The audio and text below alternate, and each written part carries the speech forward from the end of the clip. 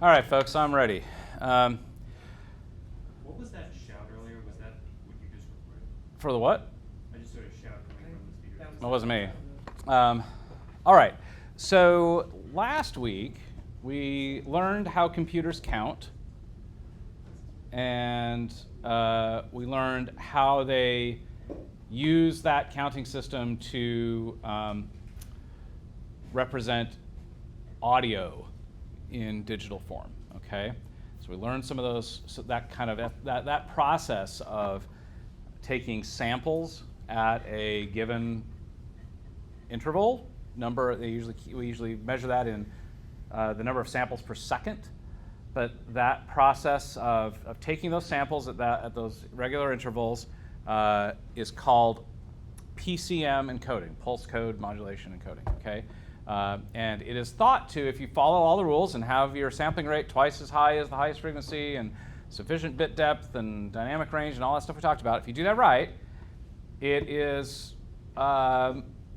should be able to accurately capture and reconstruct the audio exactly the way it was originally, with no degradation of quality.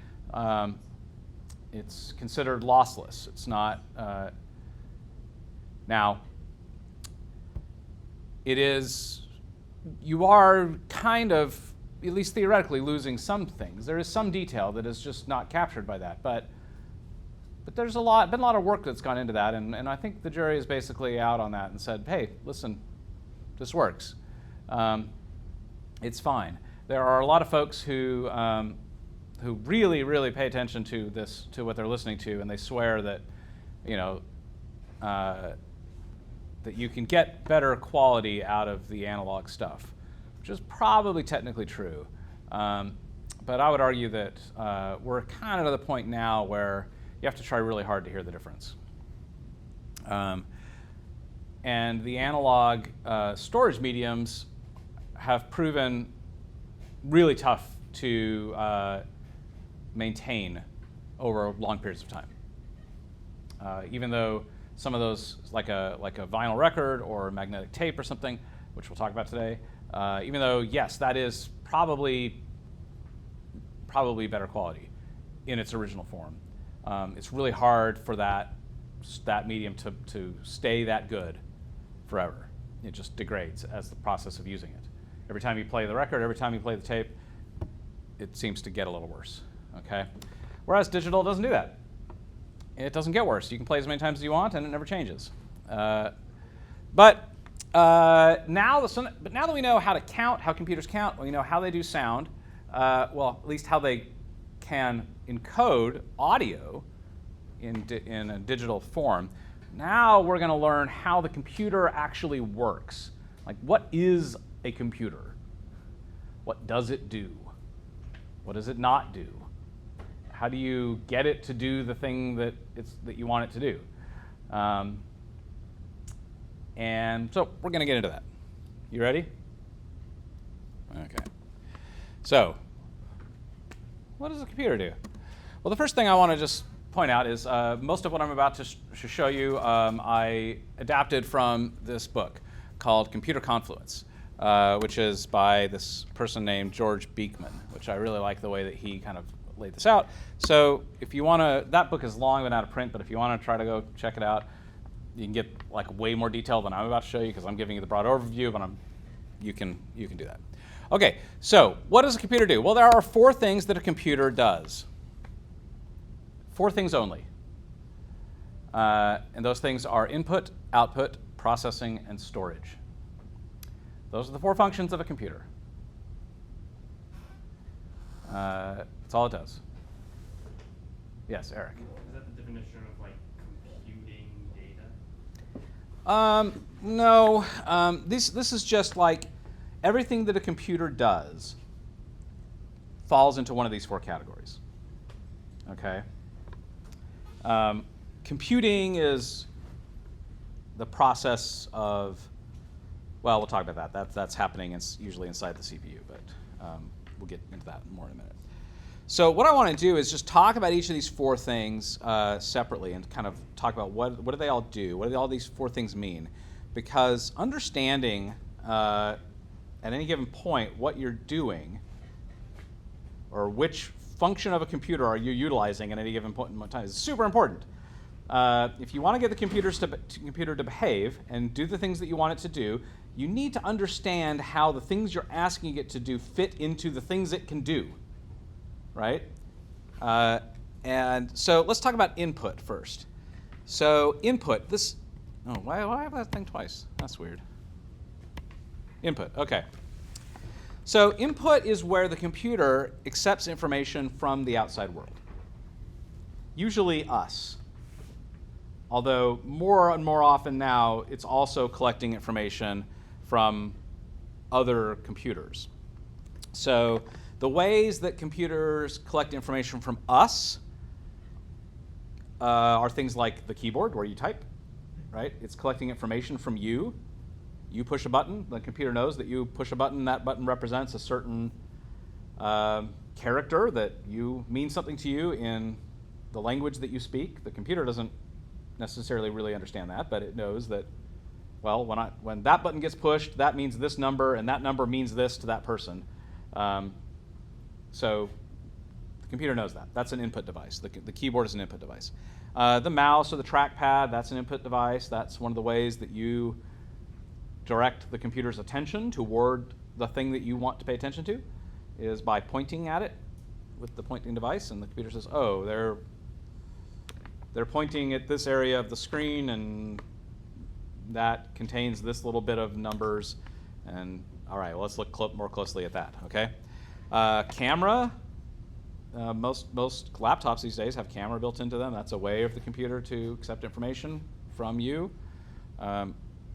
Some of your phones probably are using the camera to log you into the phone. Like the computer will check and see is the right person trying to unlock this thing right now, and they will use the camera as an input device to collect that information to see if your face is the one staring at it. I really thought you were going to say some of your phones probably have a camera. Yeah. It's like, Most of your computers will have a microphone built into them. Not all computers. That computer doesn't, but laptops certainly do. And that is another way that it can collect information from the outside world. We're relying on that more and more. We're getting better and better at talking to the computer, literally with our voice, and having the computer collect that information and understand what to do with that. We've come a long way in the last 10 years with that. But sometimes, and more and more often, the computers are actually collecting information from other computers. So then the input devices they use for that are their network connection, which can these days be either wired or wireless. And now we have this worldwide network called the Internet of computers that are constantly connected to each other and collecting information from each other. Bluetooth is an example of an input device that can collect information from other computers. There's more things, but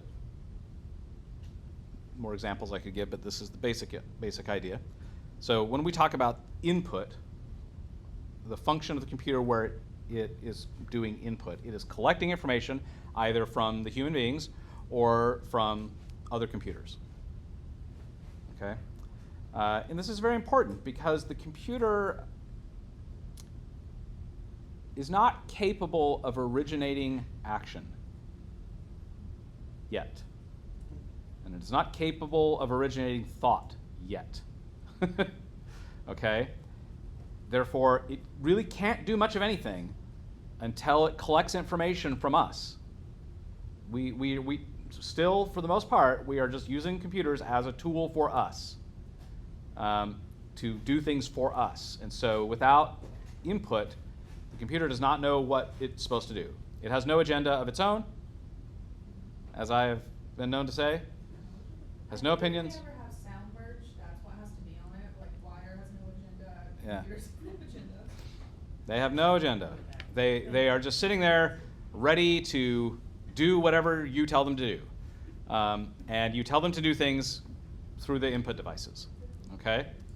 And this is an important concept. And maybe you're thinking, Jason, this feels like so obvious and simple. It's like, yeah, but the number of times that I have run into people who are like, my computer is not doing what I want it to do, and I will say, well, have you told it to do that?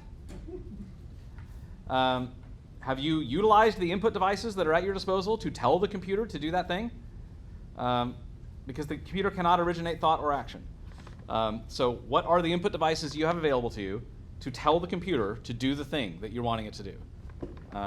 If those input devices aren't working, then the computer is never going to understand what you want it to do. Okay? So knowing where the problem is, like if the mouse isn't plugged in, for example, the computer has no way of knowing what it is that you want it to focus on. Okay? So let's talk about output now.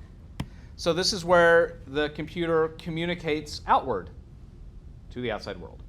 So typically what we do is we input information into the computer, and then we ask the computer to do something with that information, and then spit it back out at us. Okay? That is most of what computers do for us. They collect information from us, they do something with it, and then they give it back. So the giving it back part is what output is. And it can output information to us, people, and it does that using output devices. Examples of output devices are the screen or the display. That's where it can show us pictures of things. Okay? That's one of the ways it communicates to us, is by showing us pictures. Printers are output devices. Sometimes it can show us the picture by sending it to a printer, and the printer puts it on a piece of paper. And sometimes that makes more sense than looking at it on a screen for some folks. A loudspeaker is an output device. Okay, that's how the computer gives us information that we hear.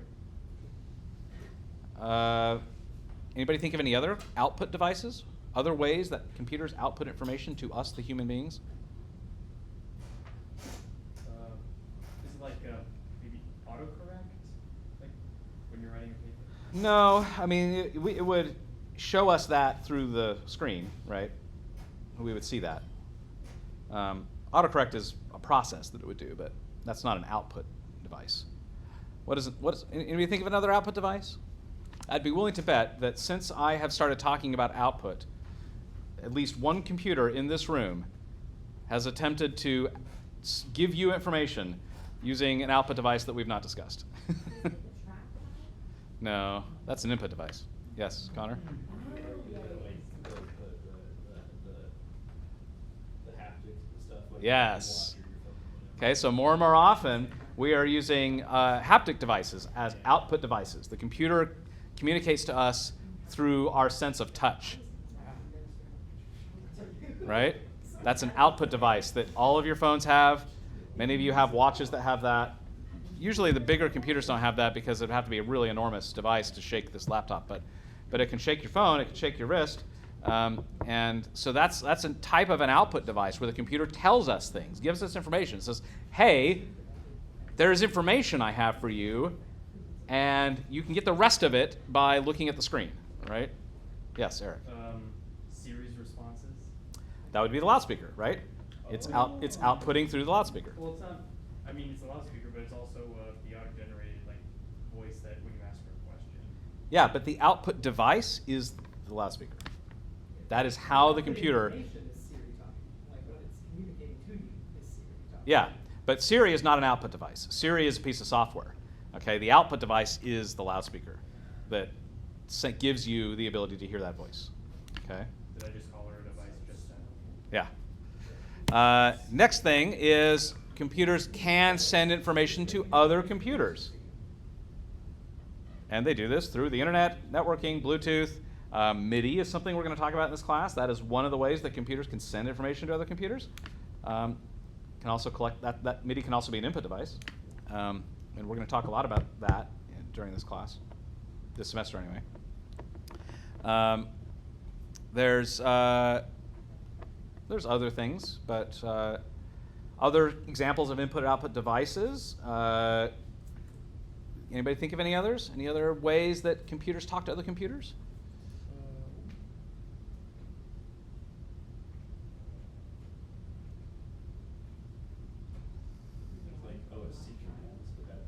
That's network, right? Evolution, yeah.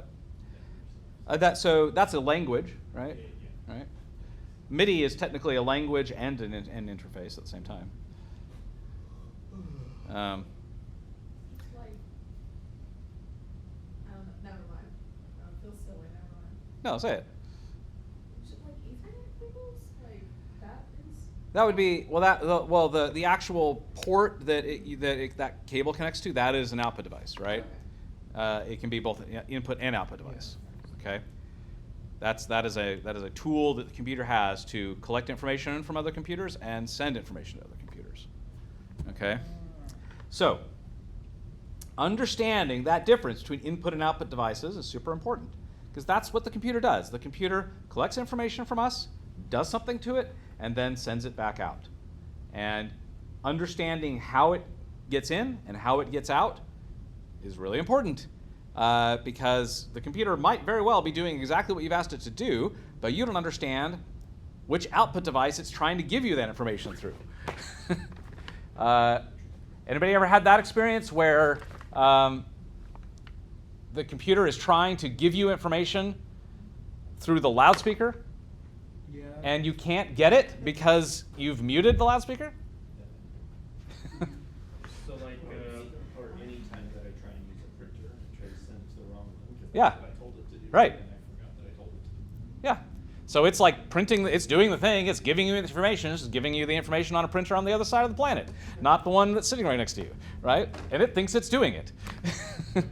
And it technically did. So understanding what input devices am I utilizing right now and what output devices am I utilizing right now, and am I looking at the right output devices, and am I inputting the information through the correct input devices is critical to getting the computer to do what you want it to do. And when you get those things confused, it causes all kinds of chaos. And the computer gets frustrated, and you get frustrated. I mean, the computer doesn't technically get frustrated, but it can get tired because it'll just be doing the same thing over and over again. You've asked it like 1,000 times, and it's done it. And it just gets hot. Like, I've seen a frustrating computer. Yeah. Like, so like, good example of a bad output would be like whenever your computer makes a like pop noise, like whenever you press a key and it doesn't respond. Because Well, that's an example of, the computer could get stuck somehow. Like it's whatever you asked it to do, it just can't complete the whole command because of some reason. Maybe an input device or an output device stopped working, or maybe the set of instructions was incomplete, or there's lots of reasons why. But yes, sometimes when that process breaks down and it reaches a stopping point, it's like, okay, I'm supposed to do this right now, but it won't work for some reason. I'm supposed to send something towards the screen, but the screen just disappeared. I don't know where it is. That's when it'll start freezing up on you.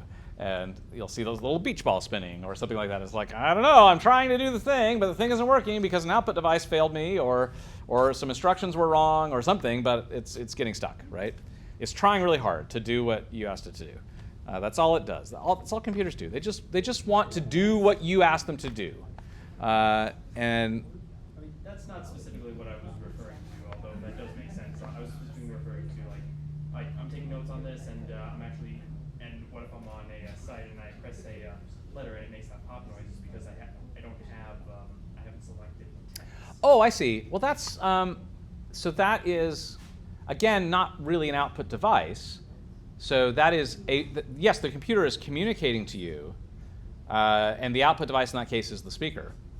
It's trying to tell you something by something you can hear through the speaker that, hey, the thing you just asked me to do, I can't do because, it's not, that instruction set is not implemented in the thing you're looking at right now. So, but it's using the speaker as the output device to tell you that, okay?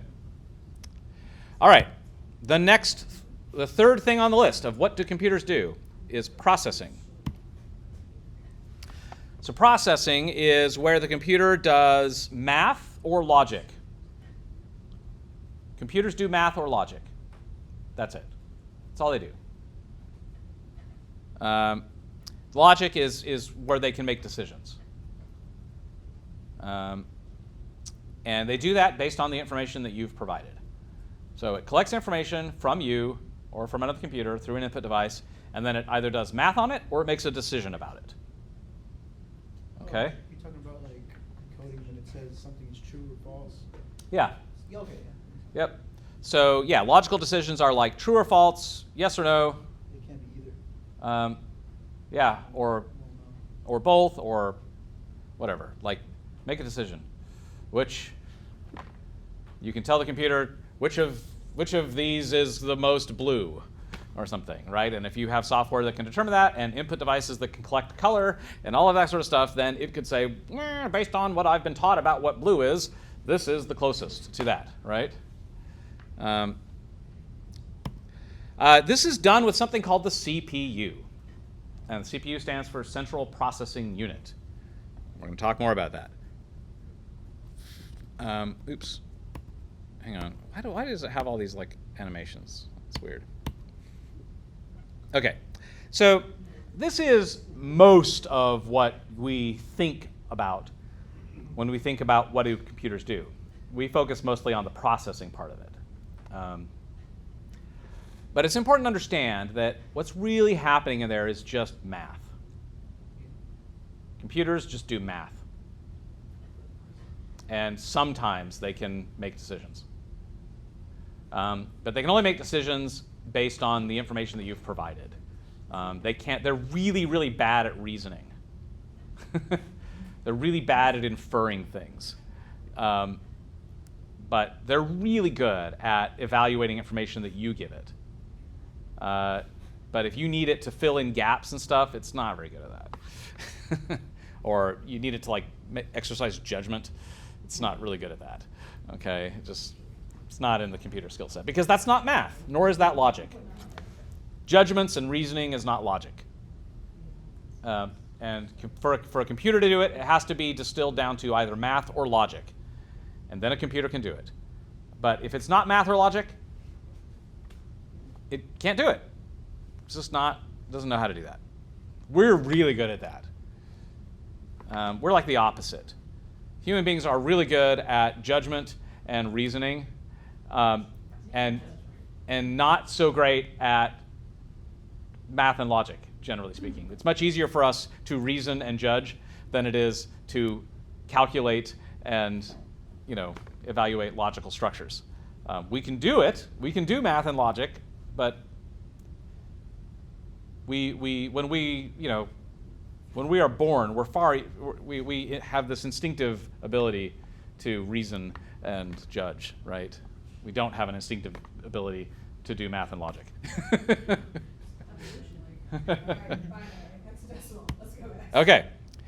The fourth function of a computer is storage. This is where the computer moves and stores information.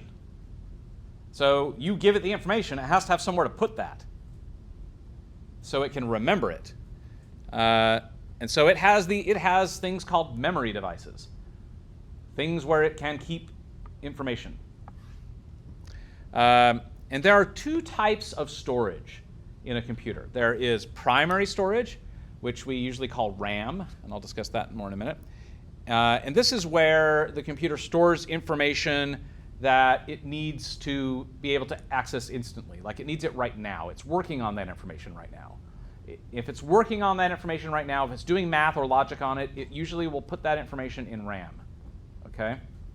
And then there are secondary storage devices, which these are things that serve as long-term repositories for data. So this is where it puts information that it needs to remember for a long time.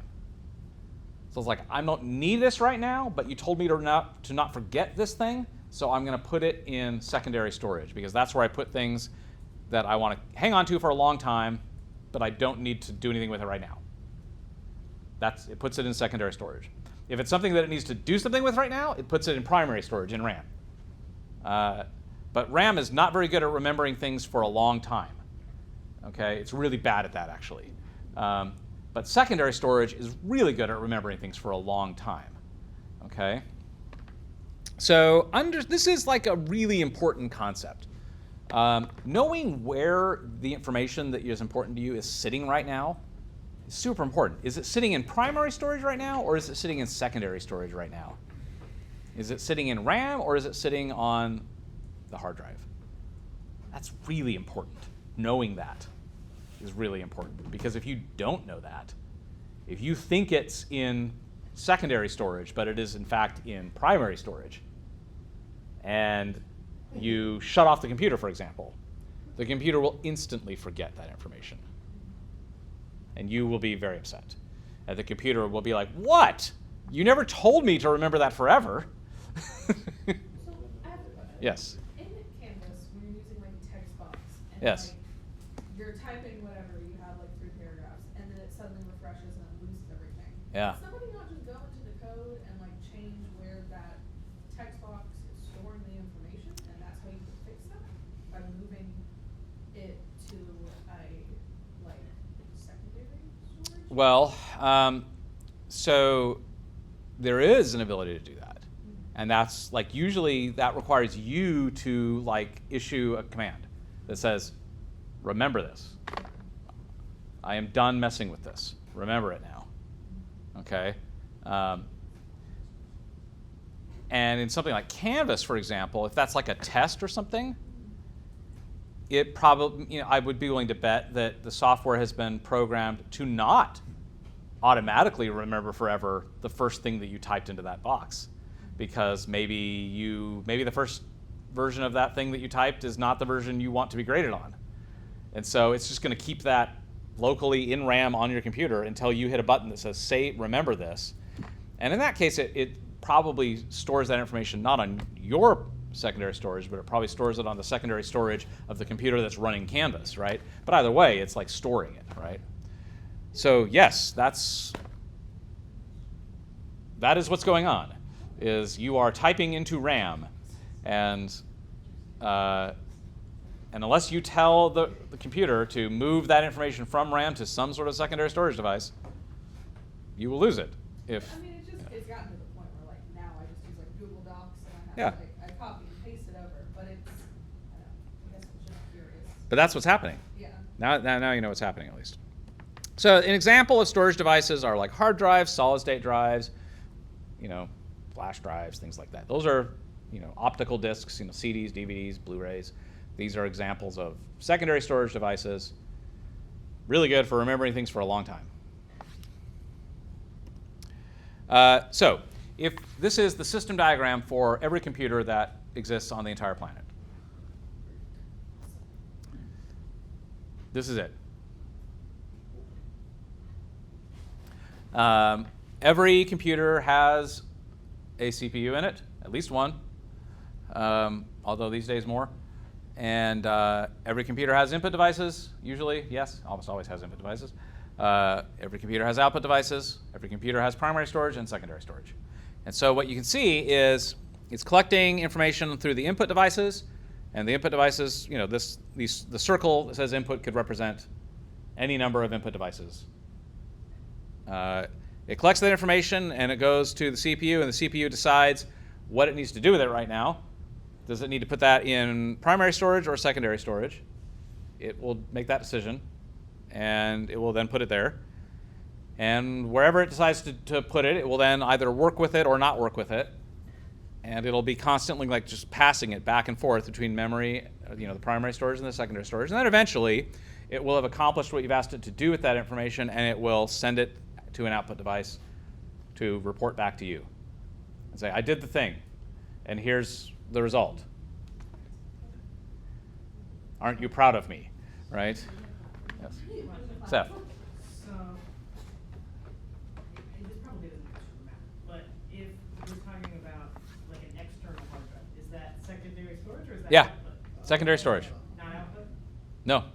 Secondary storage. I wasn't sure. So it's like it's- Because you can't look at, Okay, got like it. there's no way of like looking or touching or smelling or listening to that external drive that would tell you any information, Got it. right? That is a storage device for the computer. For you to comprehend what information is on there, it has to utilize an output device, like a screen or a speaker or a haptic device or whatever to tell you what's on there, okay? You can't look at it and know what it is. All right. Other questions about this? All right, let's get a little deeper then. So let's talk about the CPU. That stands for Central Processing Unit. Every computer has at least one of these, or it's not a computer. These days, actually, most computers have many of these.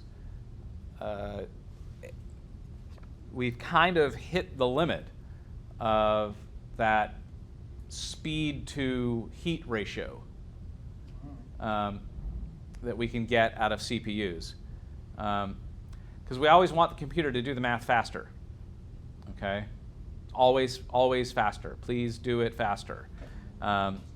We're on this endless quest to make it faster. The problem is the way that we understand how to make these processors now. It's like it requires energy, right? You have to like give it electricity to do that because it's an electrical device that does this thing, and it can use that electricity to do math or make heat. Okay, those are the two options. It can do math with that energy, or it can make heat with that energy. And we've kind of got to that point where we've reached the limit of how much math it can do. And so the rest of it becomes heat. And no amount of more energy we pump into it will make it do the math faster. It just gets hot. And so you have to deal with that heat. And I've seen a lot of really crazy ways of dealing with that heat. I mean, there are computers that literally have liquid cooling devices. They have like a radiator in them, like a car has, to try to deal with that heat that is being generated. Because we're trying to make it go faster and faster and faster, and it's just like, I can't. That's one of the arguments with AI, right? Is like the computers that it takes to do AI, they use up so much like water and like put out so much emissions.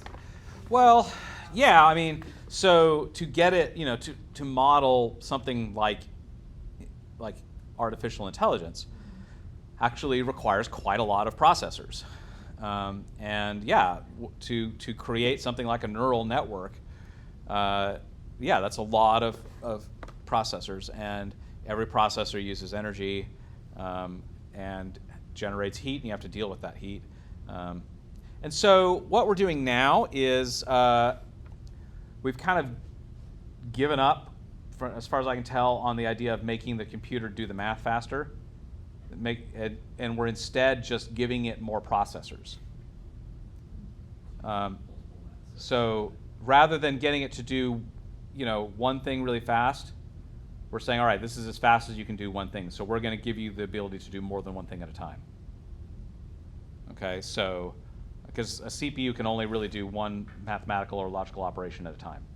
But if you had 10 CPUs in the computer, then the computer could do 10 bits of math or logical operations at a time.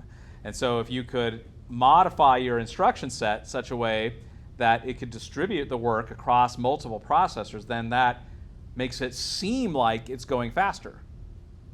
It's not technically doing anything any faster, it's just multitasking is what it's doing. It's doing more than one thing at a time. So the CPU, as I say, does math and logic. And the CPU communicates with all the other parts of the computer. The CPU communicates with the input devices, the output devices, the primary storage and the secondary storage. All that information goes through the CPU. Okay?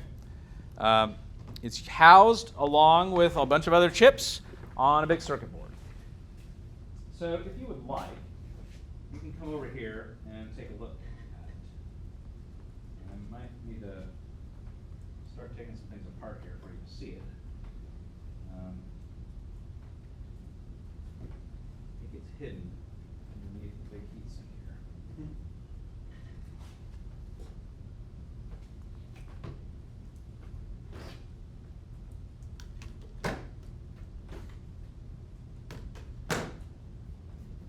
Oh yes, okay, sure. Look at this. So, what does that look like? Right there. A stack of things. That looks like the outside part of an air conditioner. Is that like emitter when it gets too heated?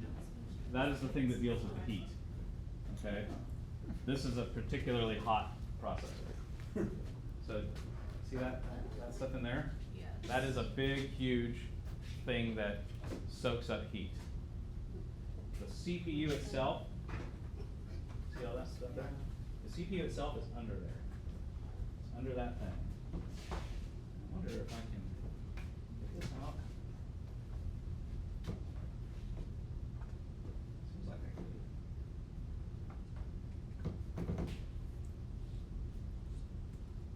Should I try? Yes. Does the computer work? No. Okay, Then go for yeah. that. I mean, it probably does, but See what happens. I'm it sure doesn't it'll come do up anything again. we need it to do. Then, yeah, why not? So, Right up the circle. let's take this out. I don't need that. I don't need that. Like screws. I think so. It usually slides out. So, isn't that what this bar did when you locked it? Oh, probably, yeah. Good call. Okay. That's a hard drive. Or, Sounds like a hard drive to me. that's another hard drive. This is the RAM. This is the primary storage right here. Okay.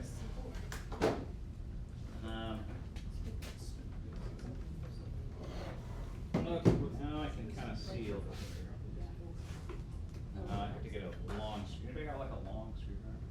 Oh, I don't know what I call it, man. I'd really love for you to be able to see the CPU, but anyway, it's under there. Got a screwdriver, Andy? I can run to my car. I mean, I have this thing, but I don't think it's, I think I can get it there.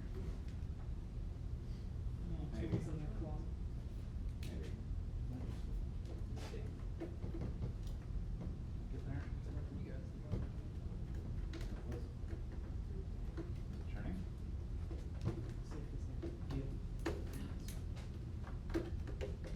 It's coming loose.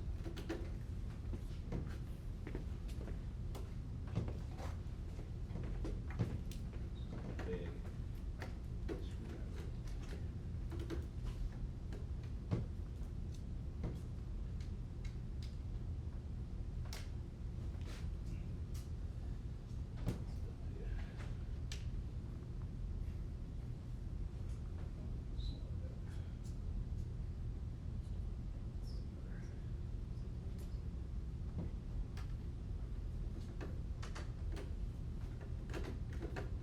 Oh yeah, there it is. Now let's turn it.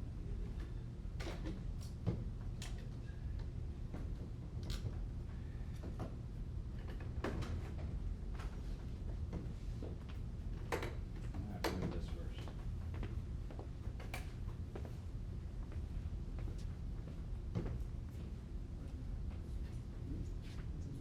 That's good.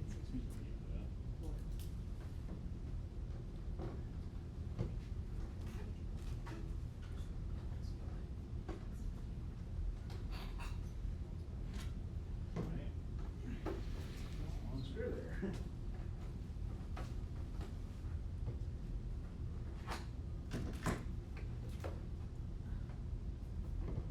Okay, it's wiggling.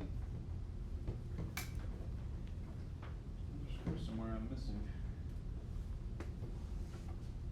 Is it loose in there? There must be one of the very hard. So.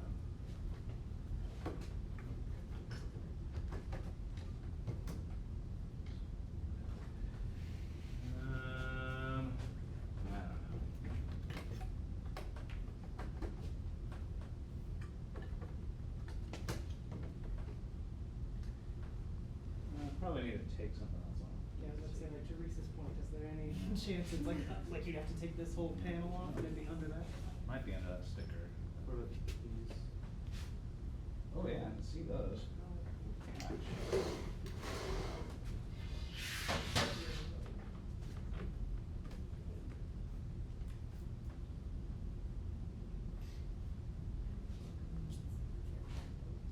I do, yeah. I need to order ones of these, 'cause you can see them. Okay, we're getting somewhere. Oh, yeah, like they started to fall apart back in here, and like, Because the RAM was.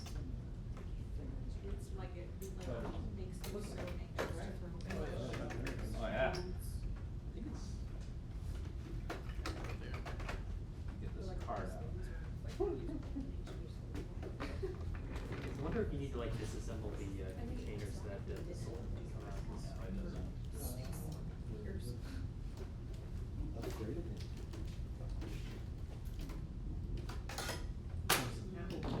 That's not something you can do.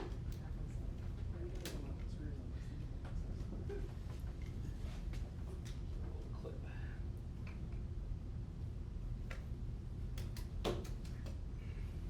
Oh. That is the graphics card. Oh. Can I touch it? Yeah. That's the N?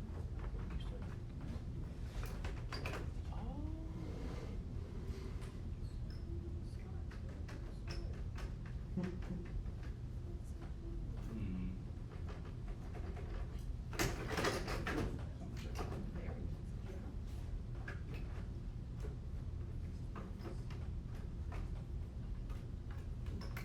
Oh, here we go. Come on.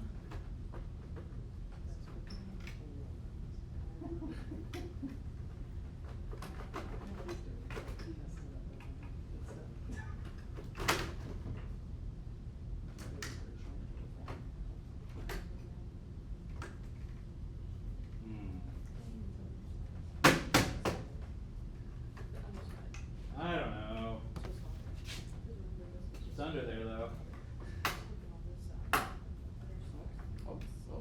Yeah, now we're in the territory of plastics again. Oh, I see. That's attached. I wonder if there's like under there.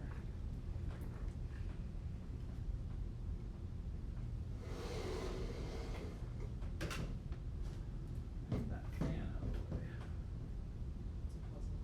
Yeah. I could look up how to take this apart. It's cool that you can.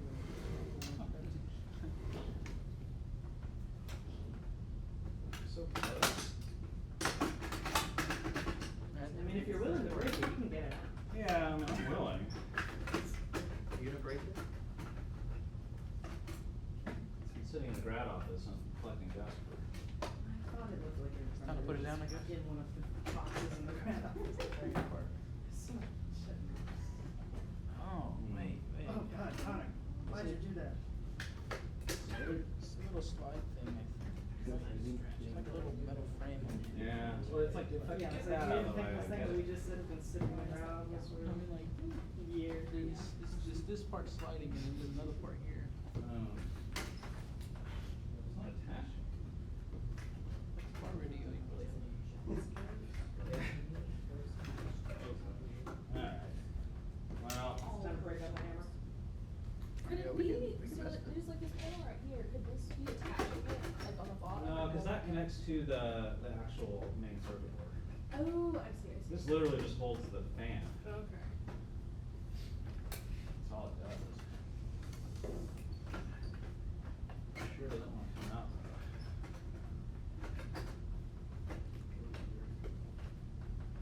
Something critical with this.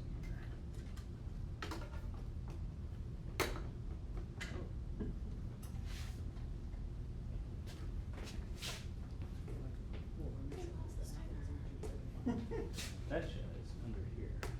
I hate it when like companies do that, they hide like itty bitty screw holes underneath stickers.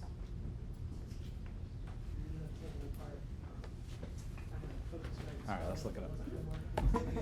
I I will not be defeated by Like my cybernetic overlords. Like when I'm trying to figure out why something's not working, like little, a lot of times I have to end up taking it apart because I throw stuff around so often. So it gets to a point where I'm like, okay, I'm gonna have to like literally look at the insides of this. And to take apart half of my equipment is like, half of it is just giving like random little bits that actually have screwed things. And then All right. it's like peeling off the stickers using acetone to like find the oops. Okay, take that off. There are tiny screws holding the fan in. If that's helpful. Okay, I think this made the part I need to replace, and then I like reached out to them and they were like, we can send it apart for free. You know, I bought it used at the case. Ooh, yeah, look at that. We have one of those parts like around. That's a fix right A there. whole new like game mode, and I put that on. Sort of So fits it's like, that. this is like, You can send it in the other repair for like Do that. $700. I bought it used, I'm like, Oh, we're not gonna do that. Good catch. And the tiny ones, they always have tiny screws everywhere, it's the worst. Well, and it's like. Is there anything under into the- Yeah, screws so that- obviously Yeah, it's not already gonna falling, look at like that. at the embedded, like, yeah. They need to know where the screws are, but they don't want you to know where the screws are. No, but it. They're like, we They do have to really put don't. screws in here that we know where they are, if we're gonna fix it.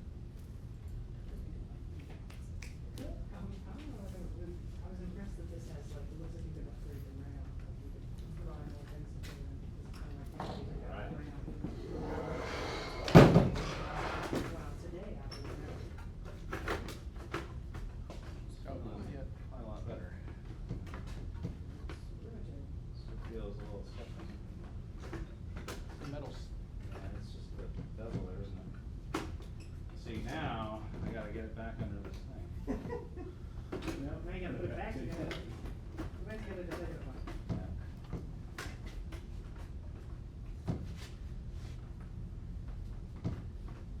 Me and Lena grab each end of the thing and pull. Just work it out. It's coming. It's getting blocked by that now. Work it out.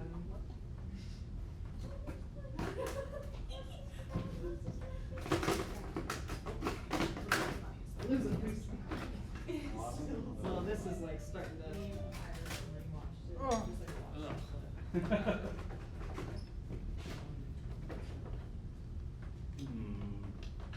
See, it seems like this is really the thing that's in the way.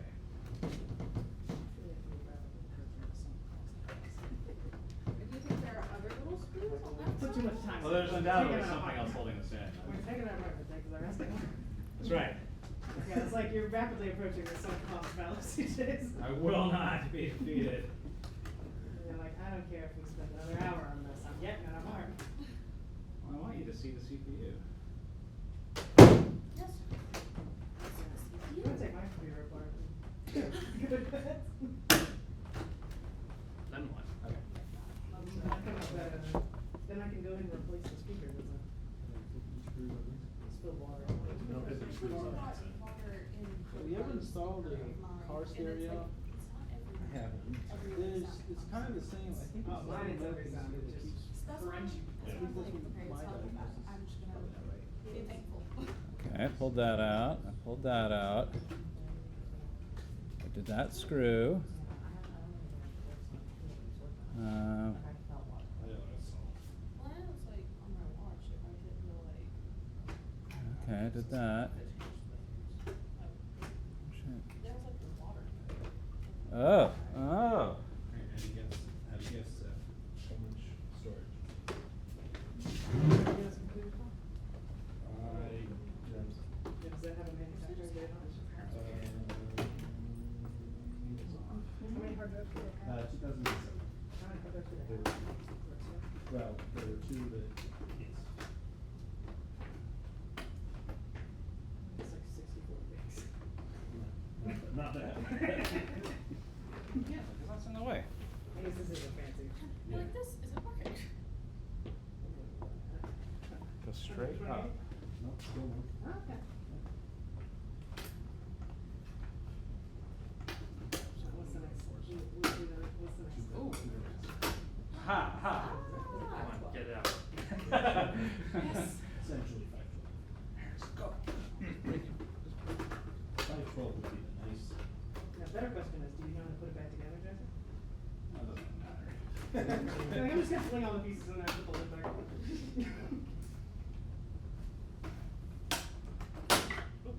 Yes. Oh, is it supposed to have that warp to it? Well, now we can see it. I'm gonna assume it wasn't supposed to do that. It's got a real warp to it now. That's fine. Yeah, I'm just like. I specifically picked this one because I don't care how it's set. It's okay, it's easy to bend package that. Okay. So now. Yeah, all that stuff in the grad office is, it's just, cause what take that off. How do you get that heatsink off? I know. Can you press the text? Oh, yeah, yeah, you were in that. It's what, a big? I think if I get sound to come out of more than one of those speakers. I tried it, and I could only get it to come out of one. Right. I was like, I don't. Yeah, I think I have to use. I'm still trying to do, sound. Apparently this I don't know. can't be right. Frick it. Yeah. And I tried, and it was like, it was on and it was plugged in, so I was like, I don't know if I'm doing something wrong or what. Yeah. Apparently this separates from here. No.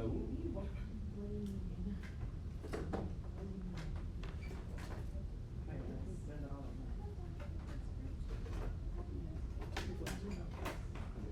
It took me no amount of effort to bring this.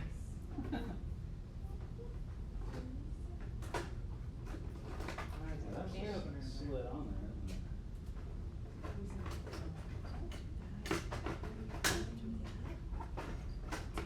Well, punch it. I bet you if I took that heatsink off, it would come off. When did we break out of hammer? It just, you have one like that? I don't have any bags on. Hey, who needs a hammer when we can use our fists? Yeah, I mean, I can hit it with something. You've got the bunch of wood something.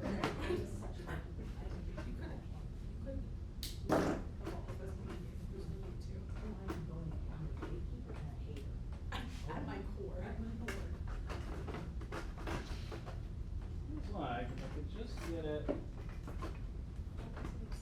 bit further there. Looks like this panel's now stopping it. Some screws in the pipe. Yeah, we got those. If there's more. No, it's like not attached. It's Oh, just- no, yeah, I was saying if you want to try to take the panel off, Yeah. there's screws in the pipe. I think that's like all one piece. Yeah, it really is. Yeah, I mean, it's like a screw. Well, it's not a screw. It's like a weird.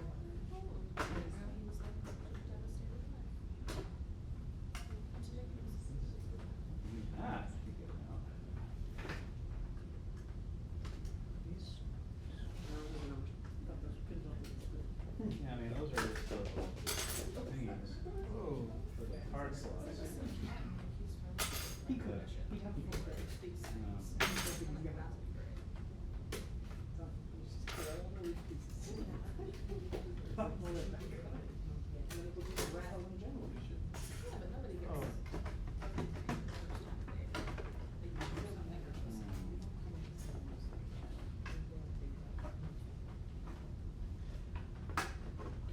Oh, something. Oh. The noise is awful. Whoa. Shove it on the other side.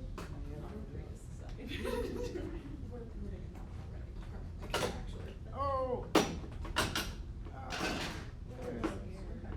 Get somewhere. That looks like it's supposed to come on. It's kind of, yeah, it doesn't look like that forever. It's possible you did the But same also, thing. he's though, just when you yanked, like, look at that. Yeah. He's given up. He's given up. Wait, what's I'm stuck? trying to. It's Break out. piece there. I'm Just little We're down to tab some and third fall. loose components like bolt. That's all. Cut through it on the box. Label it broken computer. Get back to some other time.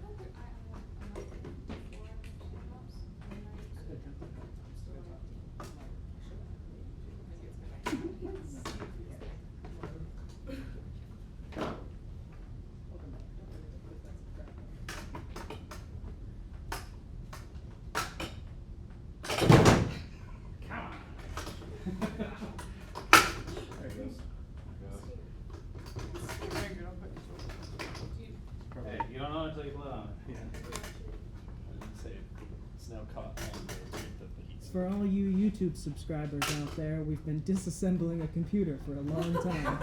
Don't forget to click that notification bell, subscribe, like, and comment about how bad this video is. And the sound. I just want to break it. I want to grab it.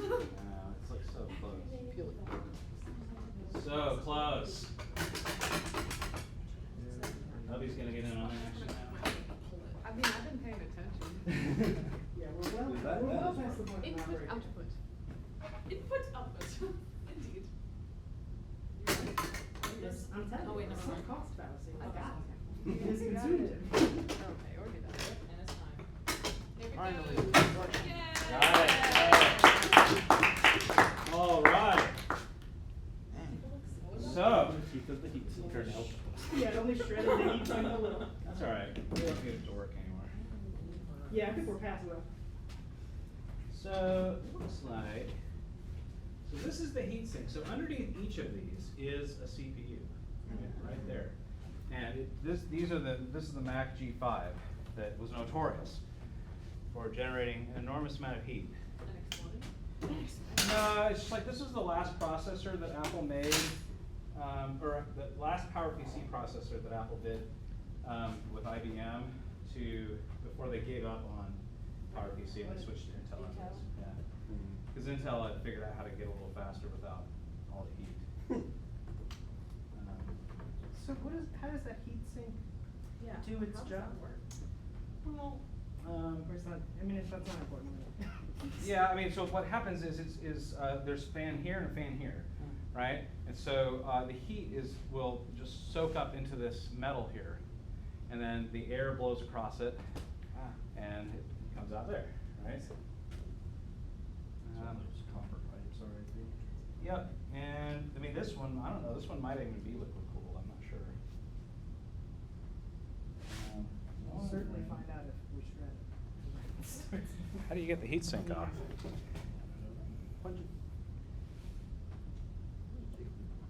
It's chickly. If it's liquid cooled, we will find out. That you We'll need find to out. sit down, Alan. Sink. Shake it in different directions. I bet that it's those. Think so? Yeah. Probably. Which means that you need. A long screwdriver. Yeah. Should I run to my car? Go get my car? I At mean, this point? you would need. I'll time you, 5 minutes. Well, cause there's gonna be Yeah, 4 like on that. the other side also. Yeah, maybe. So you need to get the fans out first, and then, you know. Yeah, see, this would be the next thing to get out. Yep. I'll go get my car. Yeah, this is too interesting. Uh, Right. Yeah, that And seems there's like it's still screws screwed in to something. And this side. On the other probably. Which means to get that out, you need to get pizza. Oh, that's a real pickle. Mm, Is this where, did you discover if there were any screws underneath the sticker? I wouldn't be a bit surprised if there are, but I can't get the sticker off. But if anybody wants to try to do that, you're welcome to. Front fan assembly, let's see. Here, do you want me to do it? Yeah, got those out, got those out. It's still resonating. I don't like it. It's like in the. Yeah, it's like less a sticker, Right right? More. here. Right No, now. it's like a whole thing. That's a fun. Got that cable out. Yeah, that's why whenever I got over here, I was like, oh, never mind. Are there any more hiding sneaky screws I got that off. in here? Front fan assembly. Yeah, I got that screw. You did pop it. Got it? What about the other Yeah. side? It's just. Removed, all pin removed. Using a long-handled magnetized Phillips screwdriver, remove the screw, mounts the lock port. And then remove the second screw at the bottom front of the assembly. Bottom front. Yeah, I was trying to see, I didn't see any screws.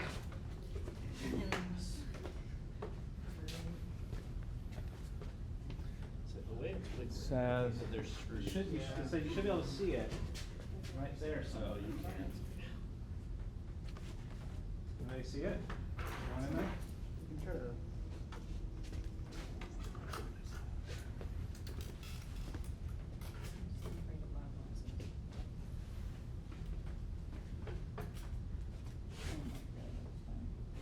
Is that it covered on this?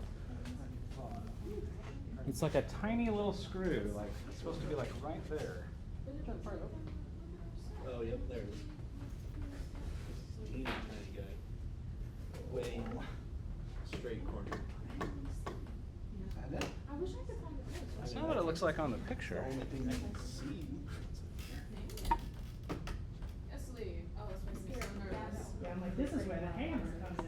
Literally. They just shatter that Yeah, twice. it's supposed to lift off. So there is something I'm keeping it right there. There's supposed to be a screw right there. You try to process it too. There's a tiny screw. Yeah, I'm trying to like pull it from this I can side. see it. Yeah. Try to see your. Oh, yeah, there you go, sorry. If we- Yeah. Yeah, there's, looks like a screw on the, it's like on the bottom, Yeah. buried in there. see if I can get that. How do you get to that? If it's that small, just break it. Let's see. Can I get into there? Light would be more helpful.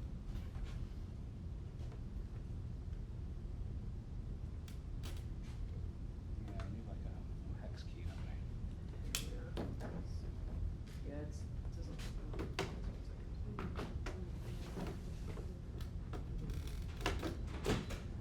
I think we need like a little teeny hex key.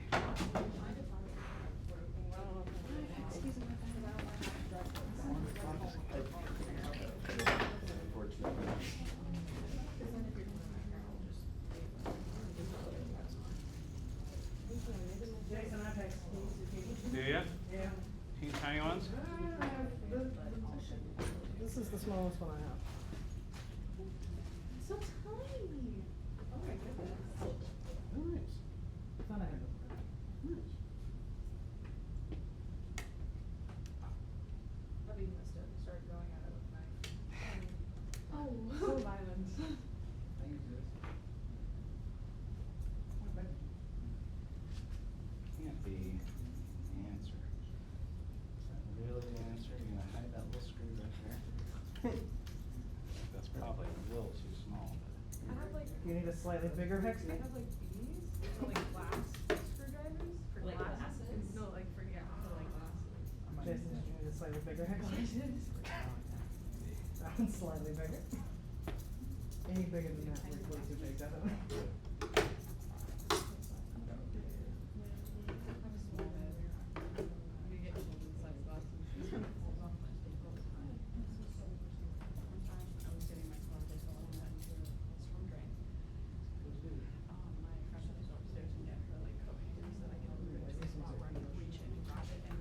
that's gonna be really hard to get to.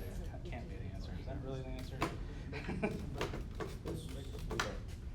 I mean, yeah, you could snap it. Yeah, it was like, why I'll is it break breaking? it. There we go. It's a good karate chop. Alright. I get it, break it. I don't, yeah. Maybe it just gets I don't think I shoved, did. shoved in Oh, there. yeah, that screw's attached to something else. Yeah. Okay, there we go. Now we're cooking. Look at this. Whoa. Okay.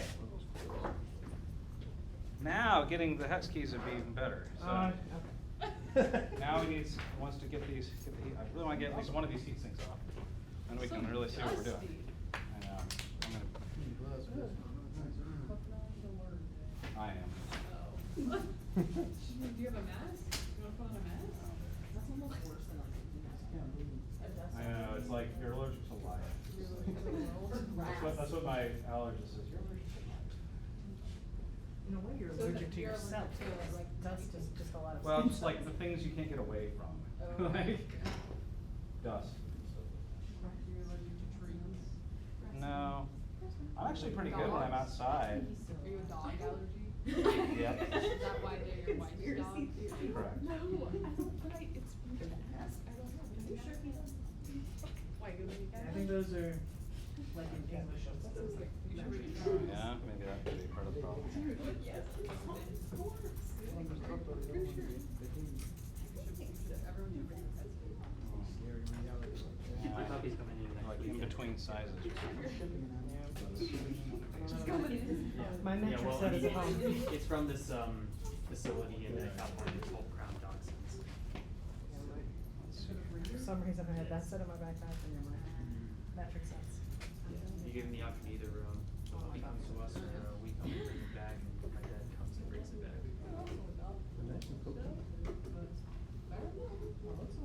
Looks like you did, they did a great I job. got it, it's turning. Okay. Oh, you got it. I think I really need to get this one, 'cause this one's actually not gonna get caught.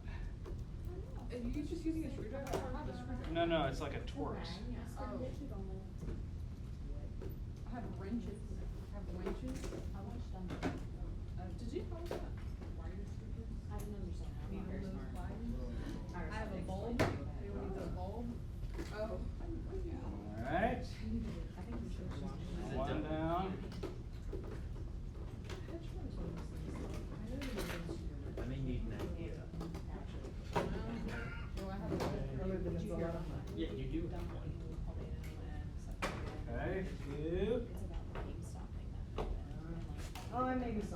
Oh, the movie? Yeah. Dumb money. Yeah, it made me smile though.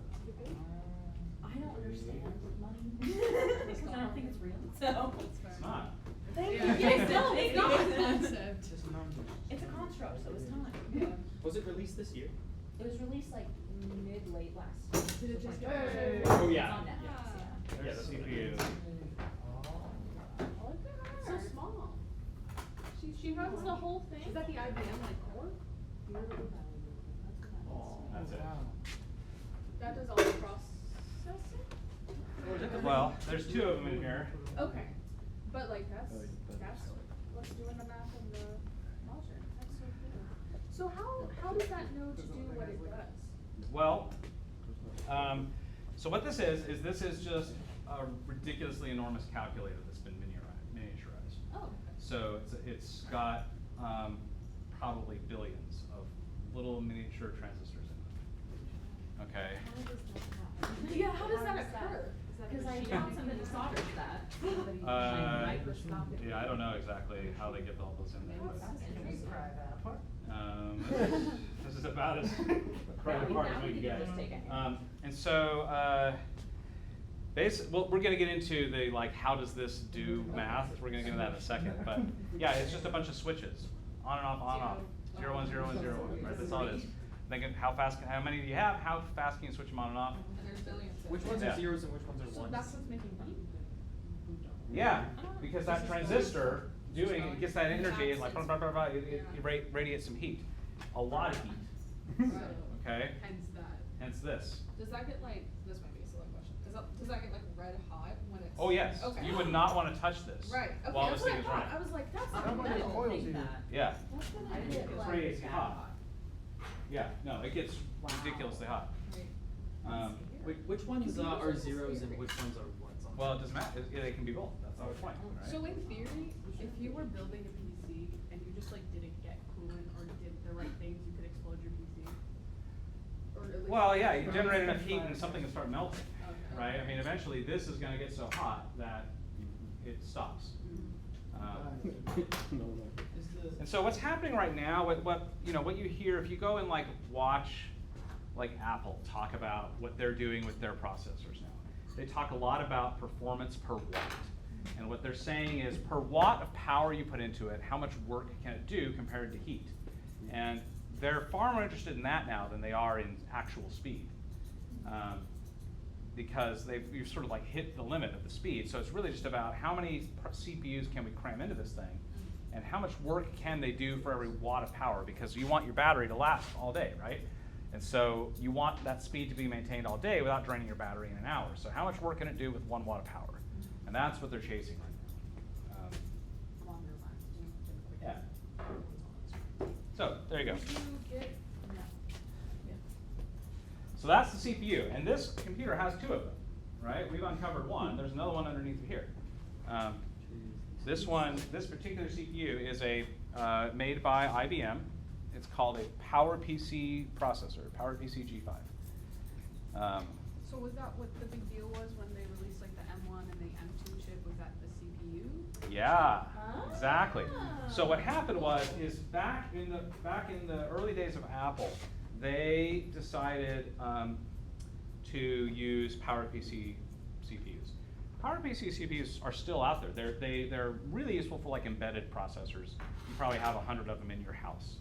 There's in all kinds of little things inside your house that have little tiny computers in them.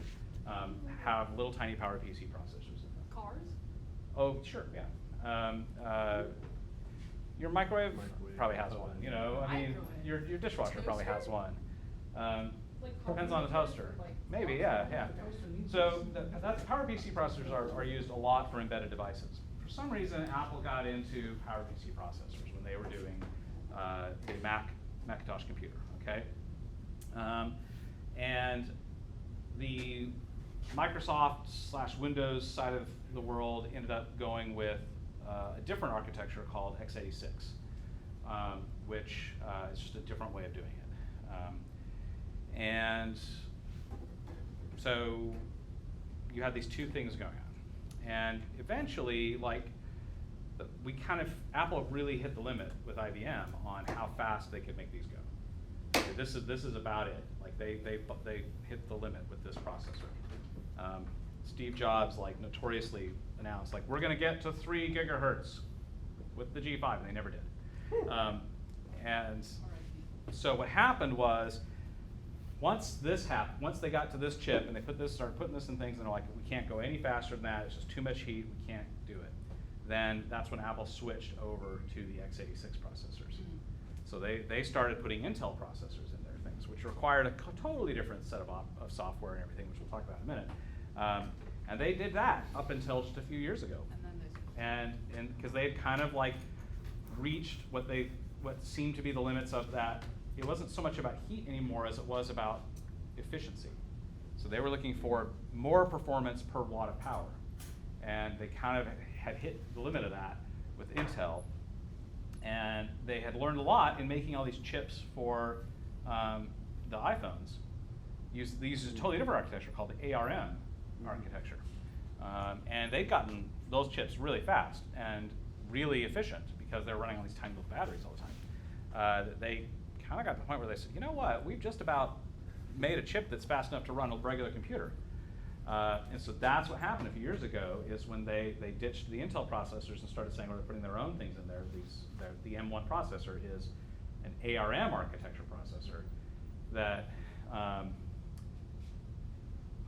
one of the innovations of that is that, yes, it has multiple cores of processor in it, but it also has, like, the RAM is part of it, okay? Whereas here, it's a separate thing. So did that make the computers like lighter? Well, it just made it more efficient. And so, whereas on this computer, like, where'd that graphics card go? There it is. So this is the graphics card. It has RAM on it as well, okay? And it has its own processor as well, okay? And what they've now done is they have put all that on one chip and written all this software to like make it be super efficient with like, okay, that doesn't need to use that particular processor to do this task. You can offload it on, because it's got 2 kinds of CPUs. It's got ones that are really fast and ones that are really efficient. And so it decides which one it needs to use at any given point in time, and it shares the RAM across system uses and graphics processing. So when you get 16 gigs of RAM, for example, on an Apple Silicon computer now, that RAM is used for both the regular computing and the graphics. It's shared. But they're getting a lot more efficient in how they use that RAM, and so you kind of need less of it, it seems like, than you used to.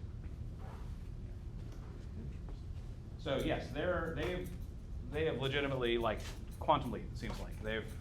They're pulling things off that is getting a lot of attention.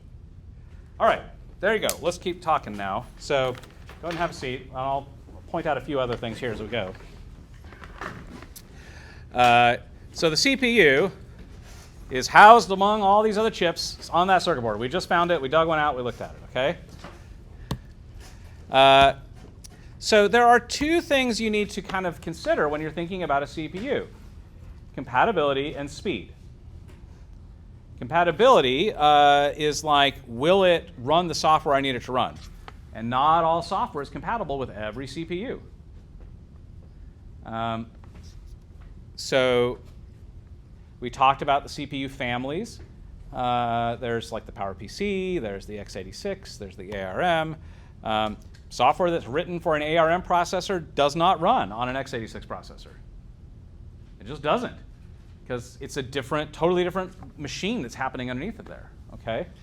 And sometimes software can overcome these compatibility problems. And it's very weird.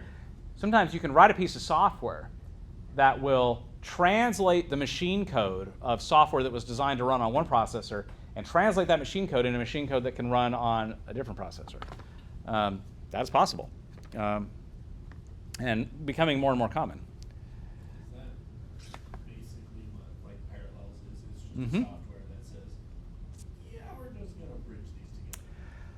Or separate. So it's interesting because Parallels is doing something a little bit different. Because if you get one of these new Apple processor computers, and I learned this because I just got a new one.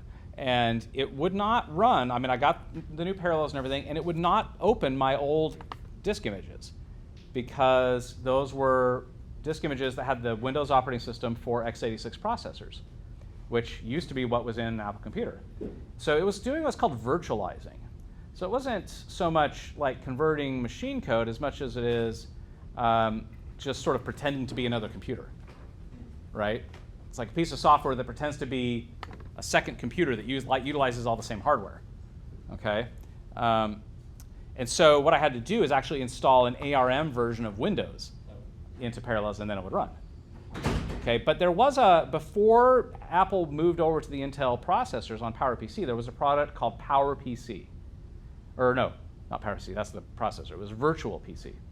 And Virtual PC was a piece of software that did what you're talking about. It would translate the operating system.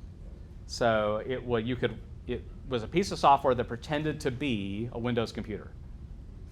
And you could run software on that, but it was really slow because there was a lot of extra processing that was having to happen to translate all that code. So it's very weird. Yes? How does like boot camp work if you have to like boot up your computer in a different? So boot camp, what's happening there is because it's an Intel processor and you can get a copy of Windows that is designed to run on an Intel processor, you can just run it. You can just install the software on that computer. What Boot Camp is it is a set of device drivers that allow the Windows operating system to talk to the Apple hardware. But you have to have that anyway. Even on any computer, you have to have device drivers so that it knows how to talk to it. That's all Boot Camp is Apple just created a set of Windows device drivers to talk to all of its hardware. But its hardware was already compatible for running Windows. Okay, so one of the determining factors for the speed of the CPU is the internal clock. And this is where we talk about like gigahertz, like how many gigahertz is this CPU? That's how many times a second can it do a piece of math, okay? And so a 3 gigahertz processor, for example, that's doing a lot of math every second.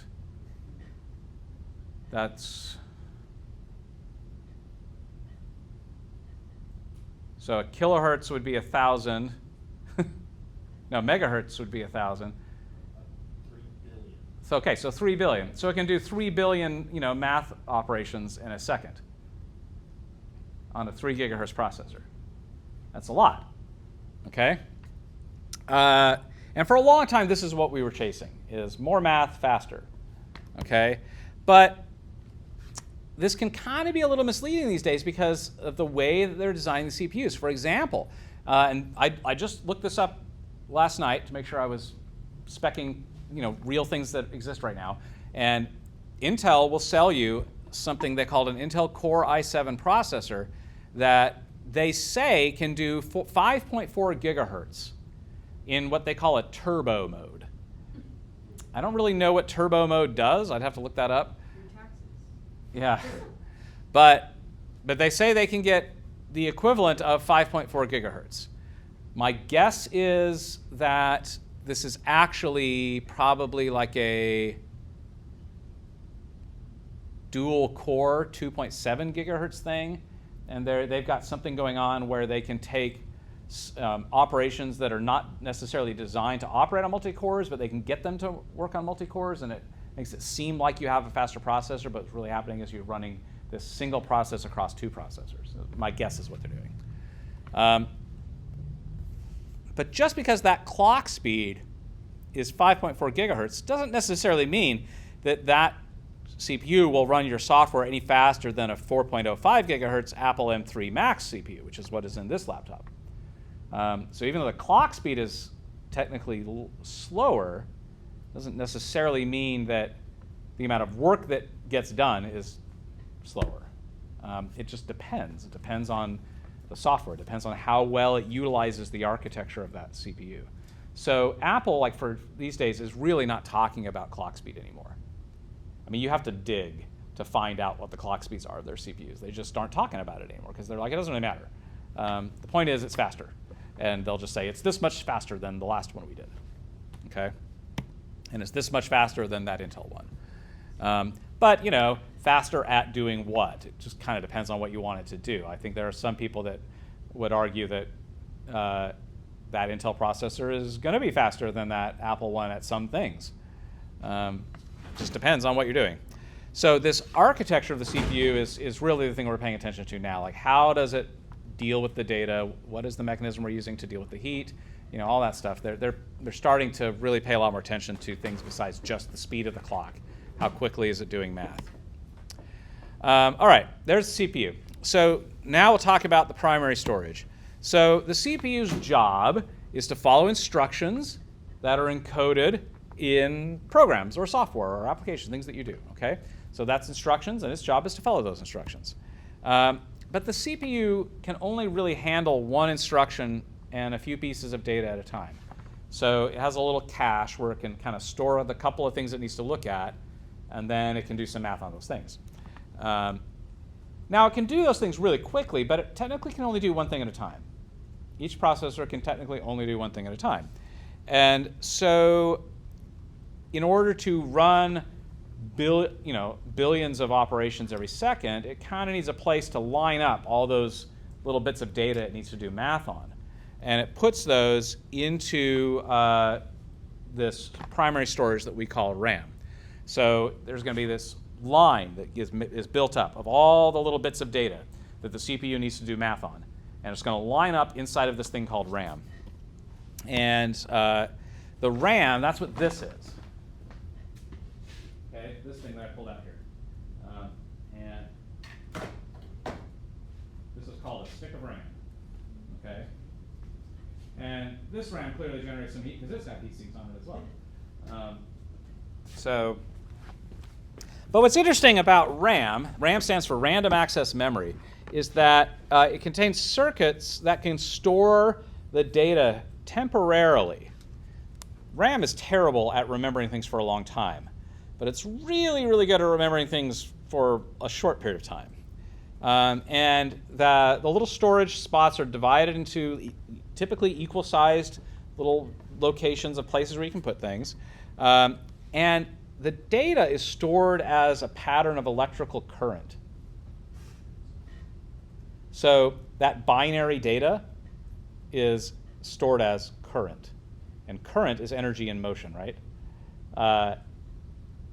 Which means that if we're talking about electricity that is in motion as it's moving around in here, and that's how you're encoding the data, how fast is electricity? Really fast, right? So RAM is also really fast. It's really fast at pushing that data through it. And it can feed the data just as fast as the CPU can ask for it. Okay? But because it's stored as electrical current, it is completely reliant on the existence of that electrical current in order for it to be able to remember anything at all. So if that electrical current disappears, so does the data. The information disappears with the electricity. So if you lose power, anything that was sitting in RAM is gone instantly because the electricity is gone. And your data was sitting on that electrical signal. Okay? Anybody ever had that happen to you? Mm-hmm. Where you lose power and suddenly your stuff is gone? That's why. Because your stuff was sitting on one of these little chips of RAM and it was moving around on a little wave of electrical current, and suddenly the electricity went away and the data just is gone forever. There's just no way of getting it back. It's just gone. It disappeared with that electricity. Okay? So RAM is really fast, but really bad at remembering things for a long period of time. So it's really good for the CPU because the CPU, it can feed the data as fast as the CPU can ask for it. Okay, it's good at moving data and it'll remember it as long as electricity is existing, which is fine because if if there's no electricity, the CPU is not going to be doing any work either, so it makes sense, right? It works. So there's another type of memory or primary storage called ROM, which is called read-only memory. The computer can't ever write or store anything here. I'm trying to see if there's anything that looks like it's what we could say is a ROM chip on this thing. I'll see. It's probably one of these. Yeah, all I think is a CD. Well, that is very similar. So there are some chips on here that one of them is probably a ROM. And what a ROM is every computer's got some version of this, and this contains startup information. So you turn the computer on, and the ROM chip says when power turns on, the ROM chip says, "Hello, you're a computer. Here are your input devices.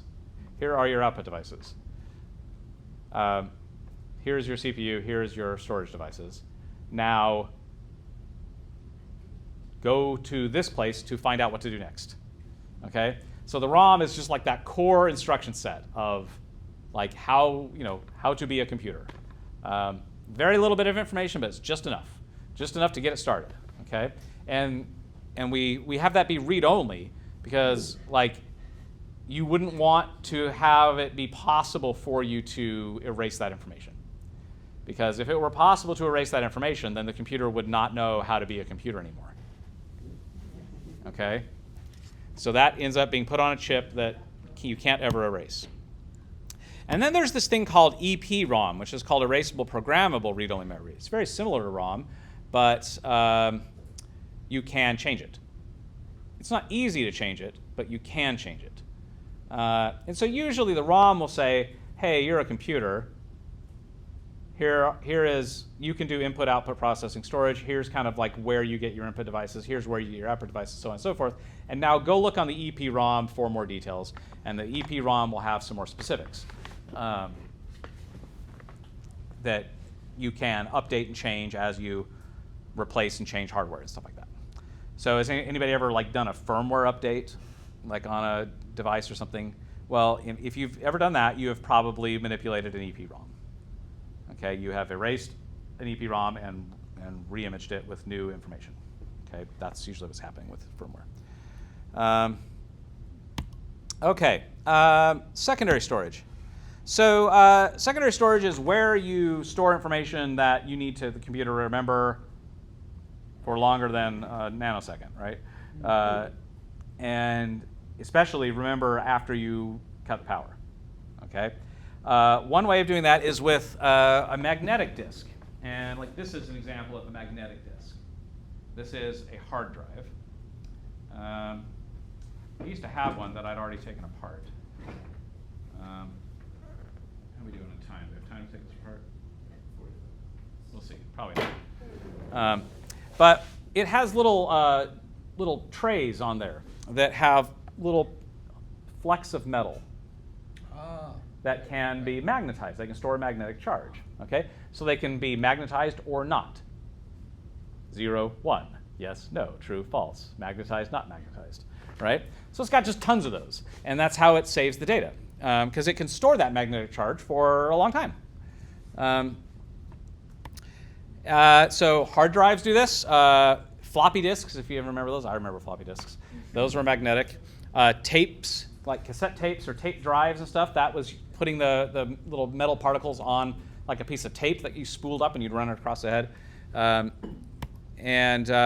When you store this properly, it can retain that data for a really long time, like years and years. The problem is because it's stored as magnetism, you can erase it by just putting it next to a magnet. Or there was a time when the computer monitors, before they were LCD, they used cathode ray tubes. And if you stuck the floppy disk on top of the screen, and the screen wasn't shielded, that was enough of a magnetic field to scramble some of those particles on the disk, and you'd lose your data. And that was something we always had to worry about when I was a kid, and we had those kind of monitors. So even though the magnetic disk can theoretically keep that charge for a long time, a really, really long time, it's just sometimes there's a lot of ways to scramble that by accident. But generally speaking, it's good. It'll last a long time. What's going to happen is the magnetic storage devices tend to involve some moving parts. There's a little motor inside that hard drive that spins the little plates, so that the little wand can like find all the different parts. And it's far more likely that that motor is going to give out long before those magnetic particles stop being magnetized the way you want. So there's usually a mechanical failure thing that happens long before you lose the actual data. And there are entire companies that specialize like in, okay, the motor broke in the hard drive and you need the data. You can send it in and you can pay them a lot of money to take that drive apart in a clean room and take those disks out and stick them in a new drive with a new motor and get your data off of it. And you can pay them a lot of money to do that. So Criminals get caught because they think that they've deleted something, but then they can go back into it and like find things. yeah, so this is getting a little deeper than I thought we'd go, but what happens is usually there's a thing called a file system. Okay, and the file system is a little bit of instructions that sort of catalogs what all the different particles mean, right? So it's like, here's what all the little particles that are, some are charged and some are not, here's what they all mean. You know, the file that is like that email you sent is sitting in a chunk of little magnetic particles there in a certain order, and there's a little bit of storage on there that helps the computer make sense out of that. And so a lot of times what happens when you delete a file on a magnetic device, what it's really doing is just deleting the record of the existence of that file, but it doesn't actually, change any of those particles where it was stored. It just sort of says, it just removes it from that file system. And so, yes, it is possible, if you know how, you can go in and pick up on certain patterns. If you know the patterns to look for, you can pick up those patterns of magnetized, not magnetized, that binary data, and you can reconstruct those files. Even though your computer doesn't think they exist anymore, those particles are still magnetized that way. And so, you can go in and get that. But then when it deletes the file placement, basically, you can go in and overwrite those magnetic particles. Right. Like if you were to fill it up once with whatever, Yeah. erase it and then refill it up, Yeah. no record would exist. Exactly. But criminals are dumb. Okay. Not Asking for. So the other option here is optical disks. So this is where the data is stored in a thing called pits and lands. So there's this little reflective device, this reflective material that you can kind of like make a little pit on or not, and that changes how a laser reflects the light. Is that what CD is? Yeah. So a CD, a DVD, Blu-ray stuff, that's all optical. So what they're doing is there's these little pits and lands that are on that little piece of reflective material, and the laser hits it, and the light from that laser reflects differently off of a pit than it does a land. And that's just like on, off, 0, 1, yes, no, binary, right? It's like every time you put these CDs or DVDs in a disc player, is there like a built-in laser? Yep, there's a laser in there that's like shooting at the little disc, and it sees how the light reflects. And that's how it knows, and then it reconstructs the data that way. Okay? It's like essentially like when you view a movie in theaters, but it's different that way. I mean, there is when they're operating those movie cameras at theaters, is there a laser inside that camera, or is it just film? That's different. So usually what they're doing, if it's like a digital camera, you mean like a digital like video camera? Is that what you're talking about? I'm talking about like I know back then in movie theaters it was like rolling on film. Oh, it's film. That's a totally different thing. I don't know if it's changed. No, that's a totally different thing. So that's another form of optical storage, but it's not optical storage that's read by lasers. That's about how the light passes through the film, right? It's not about how much reflects. It's about what goes through. I wasn't sure if they now use lasers. Well, they can. I mean, that's basically what a DVD or a Blu-ray is, right? But it's digital now, and like an old film is not digital.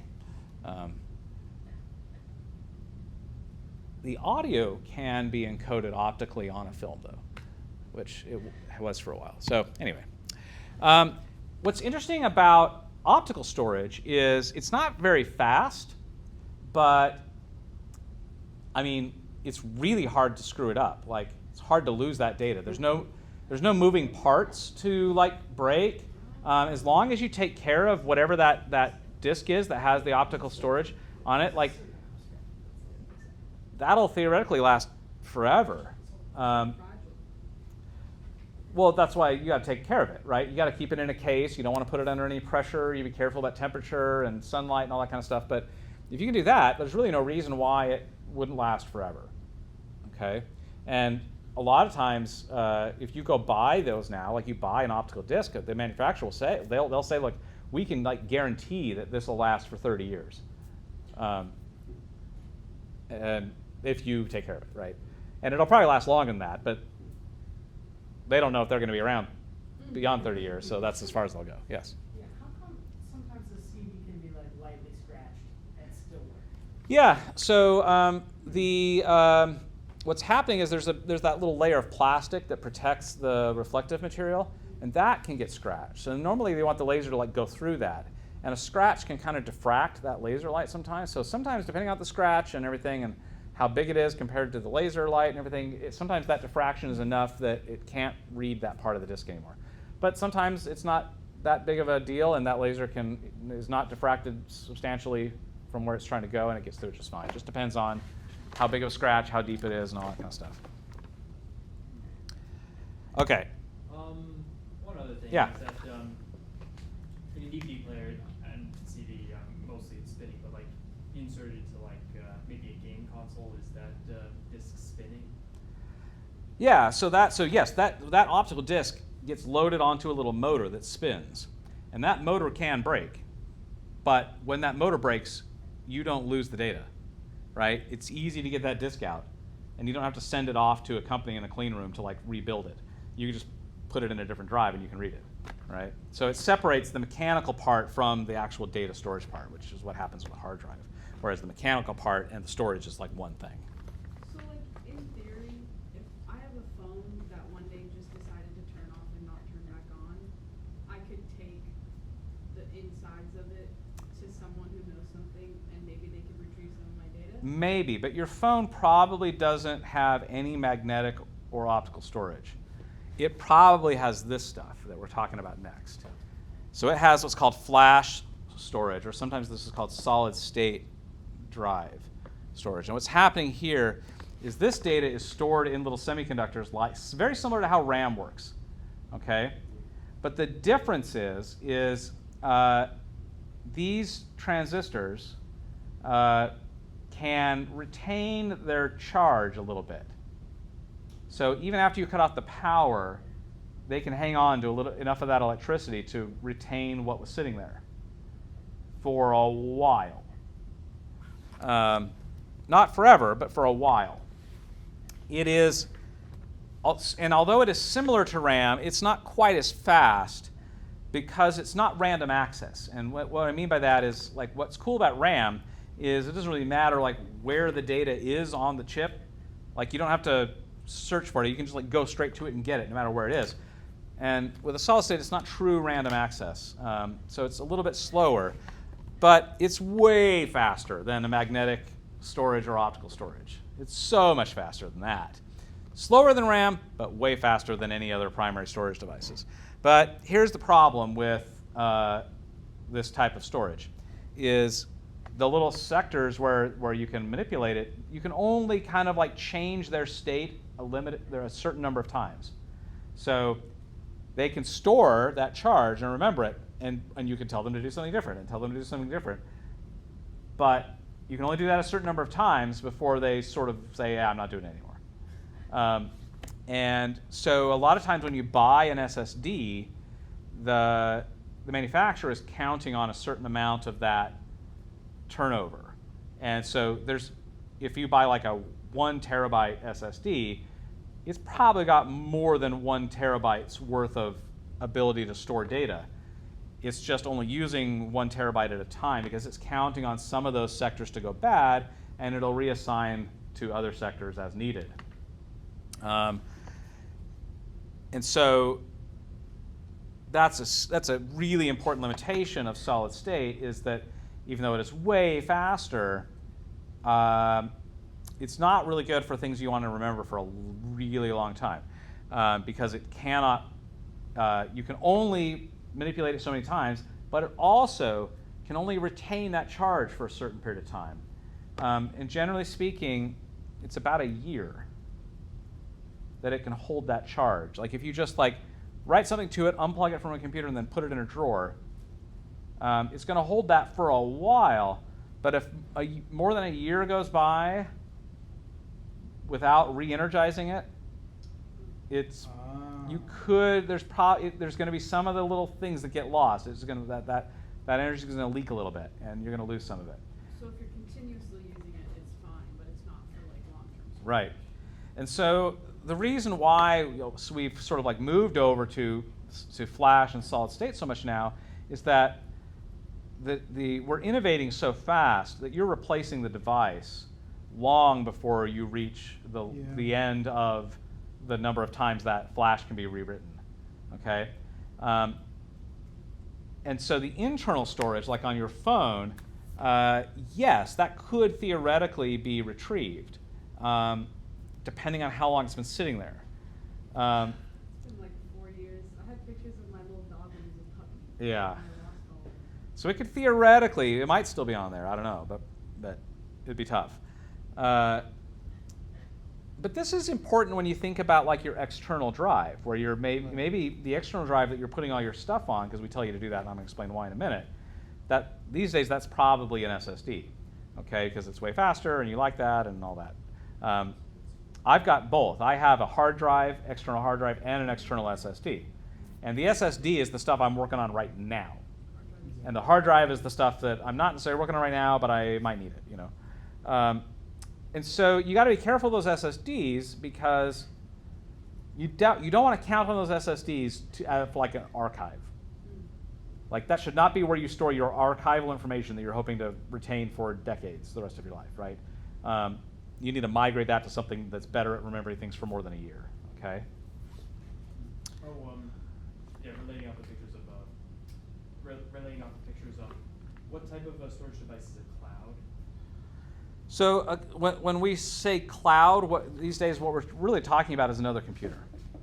It's just another computer somewhere that's sitting on the internet, and it's got the ability to store stuff.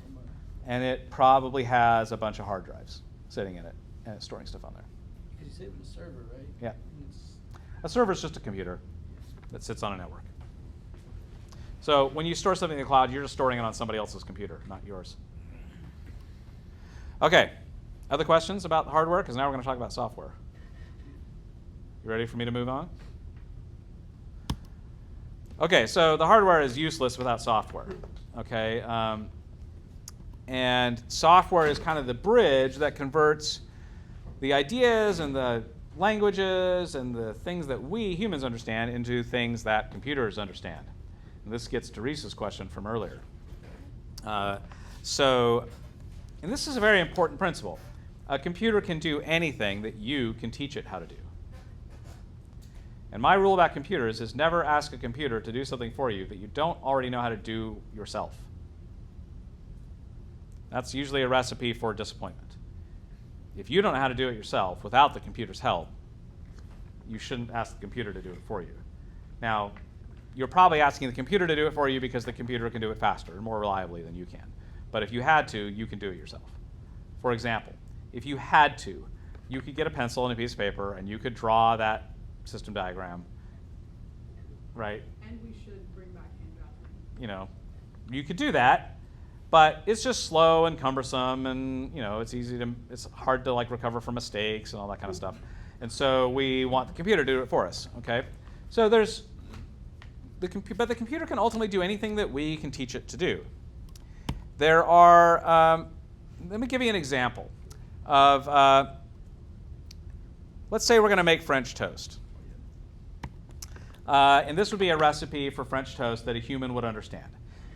So read this set of instructions and tell me, does anyone feel like they would not be able to produce French toast based on these instructions? Connor feels like he could make French toast with those instructions. Yeah. Yeah? Feel like that makes sense? Okay. Well, Eric's not so sure. Yeah. Eric would like more information. Yeah, I'm just thinking back to science class a few years ago when you have some like instructions that don't give you all the details, like how much butter are you going to need to. Well, that's it. So this is probably enough for humans, right? We could probably follow these instructions and we could produce something resembling French toast. But if we gave these instructions to a computer, this is nowhere near enough information for the computer to understand how to make French toast. Okay, so because remember, the computer is really bad at reasoning. And so based on these instructions, the computer would be perfectly following the instructions if it fried the mixture in the pan instead of the bread. Because we didn't specify, right? It doesn't know to crack the eggs. Right. It would say I follow the instructions if it just threw the eggs, shells and everything into the thing, right? You didn't tell it to remove the inside of the egg from the outside and discard the outside. You didn't tell it to put it in a bowl either. No, it doesn't know. Yeah, it would have. It would be perfectly. Maybe it doesn't know what beaten means in the context of that. Right. There's just like enormous amount of problems with this if you start thinking about the way a computer would look at this. I mean, it would be entirely correct to just take all 6 slices of bread and dump it. Let's say it got as far as a bowl and got as far as like making that mixture of stuff. It would be perfectly reasonable for it to just pick up all the bread and dump it in there at one time, right? Because we didn't say to do them one at a time, right? But there's like many more problems with this. Like, do we have an input device that can identify golden brown? Right? Is that something the computer knows what that is and has an input device for measuring that? And the measuring units, it doesn't know what 2/3 of a cup is. You Yeah, have to- right? you It have to just- say even what a third is. It's just computers are just terrible at reasoning. They can't connect that kind of stuff. They can't look at abstract, instructions like this and fill in the gaps. You all did immediately. You all read that and go, oh, okay, I'm going to have to get a bowl. I'm going to have to crack the eggs. I'm going to open it up. Yeah, you connected all those dots. You reasoned your way through this just fine within seconds, right? The computer, this would be a train wreck if you gave these instructions to a computer, okay? So I love this quote from the American Library Association. This was their reaction to the UNIVAC computer at the 1964 World's Fair. The computer is only a fast idiot.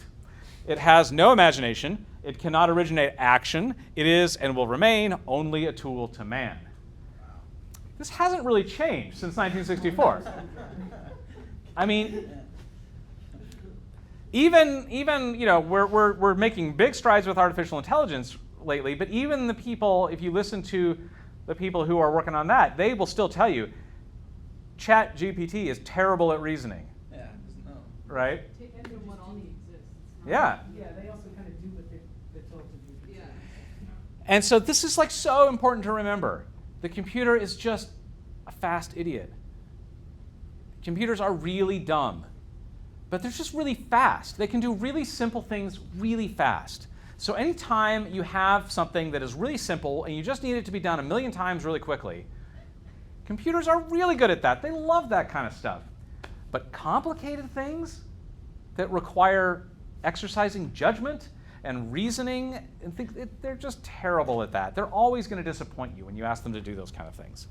Okay? So let's take a look at let's improve our recipe here for the French toast. Oh, wow, it's going to do all of them all over. Okay.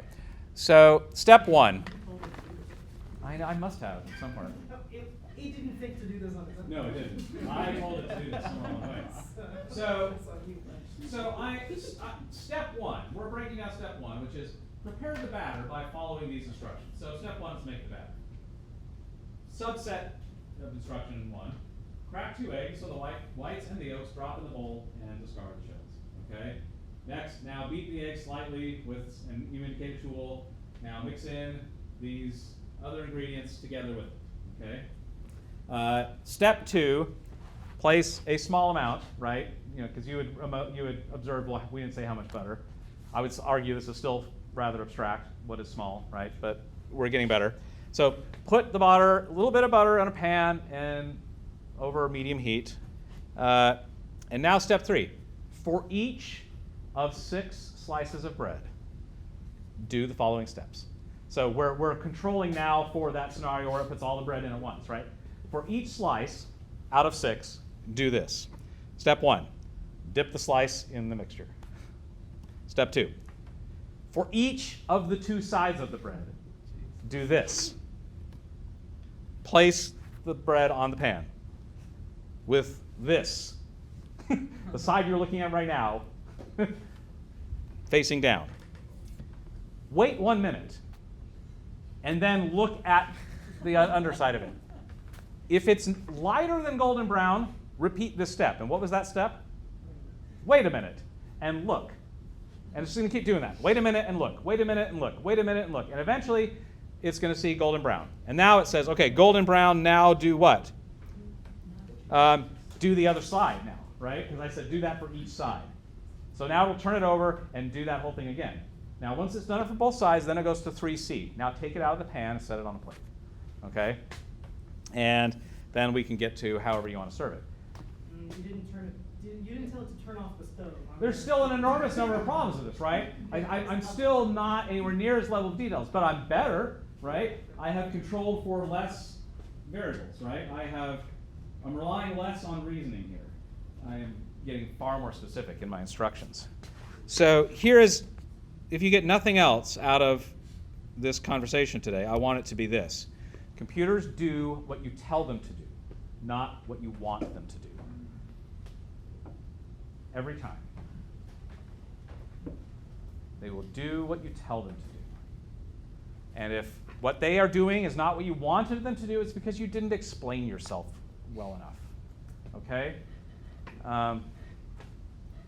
It has no agenda. It is not trying, it's not even trying to please you. It just wants to complete a task. it just wants to follow instructions. If it wants anything, it's to follow instructions. And it will do it every time. It will follow instructions to the best of its ability, right? And if the output is not what you desired, it's because you didn't explain yourself well enough, okay? So let's take a look at the different kinds of software. Yeah, we're good. So there are basically 3 kinds of software. There's application software, system software, and something called firmware, which we hinted at a little bit earlier. So firmware is software that is usually embedded into a hardware device, like that's usually sitting on a piece of ROM or EPROM or something like that. Firmware is what teaches the hardware how to communicate with other hardware in the system, right? So the firmware is software that teaches the CPU how to talk to the hard drive, or how to talk to the RAM, or how to talk to the camera, or how to, it teaches it how to talk to the other parts of the computer. Usually written to a ROM or an EPROM chip.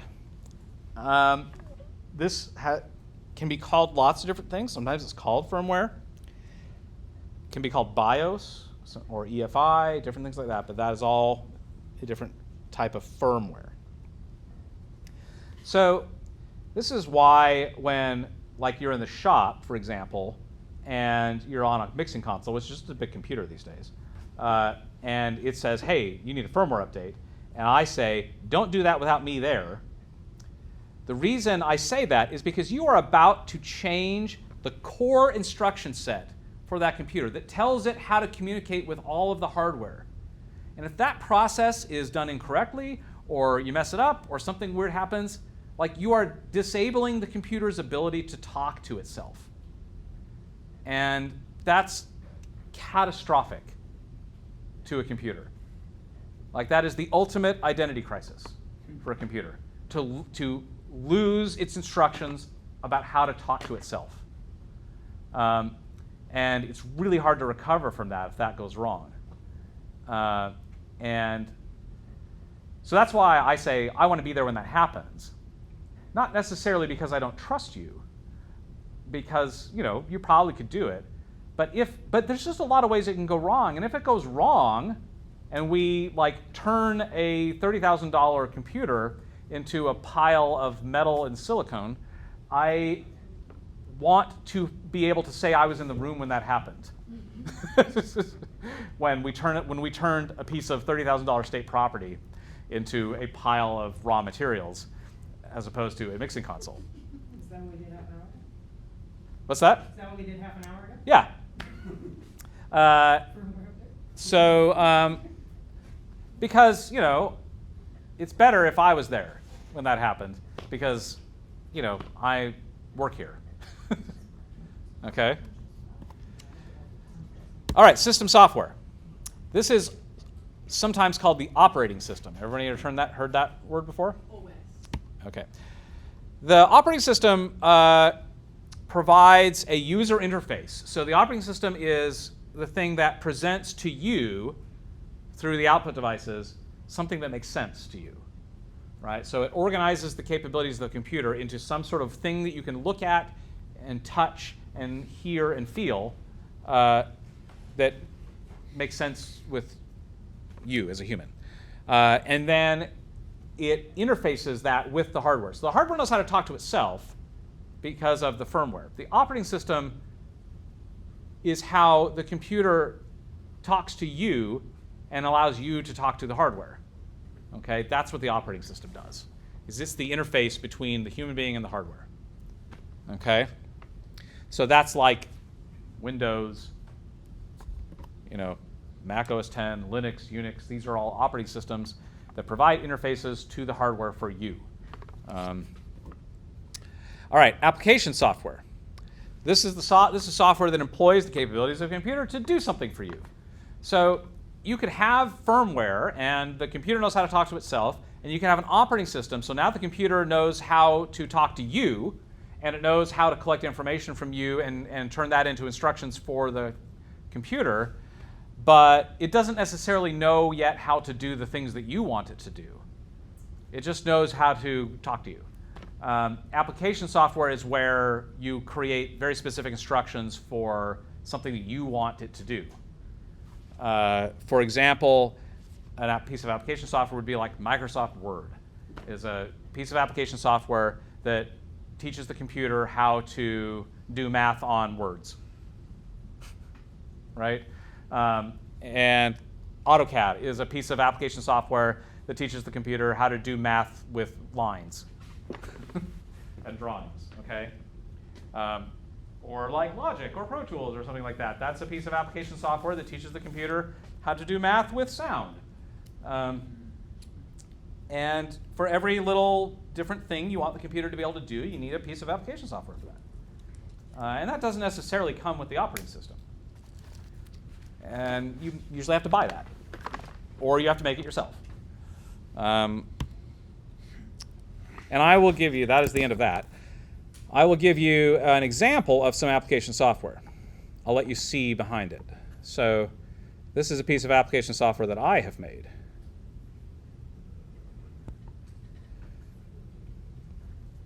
You can start to see kind of like how ridiculously specific you have to get when you're trying to teach a computer how to do something. So a long, long time ago, I taught a computer how to pretend to be a PV PC1600X MIDI controller. So these are real things. We have them in our shop. And I was too cheap to buy one. And so I said, I wonder if I can get my computer to pretend to be one. And then I could have it forever. And not have to buy it. So instead of just buying it for $200, I spent probably $500 on all of the development software and everything, and 5 years of my life trying to teach the computer how to pretend to be one. I could have just bought it for $200, but this is like story of my life, okay? That's true with most hobbies, though. I feel like Yeah. the hobby range. All right, so let's see.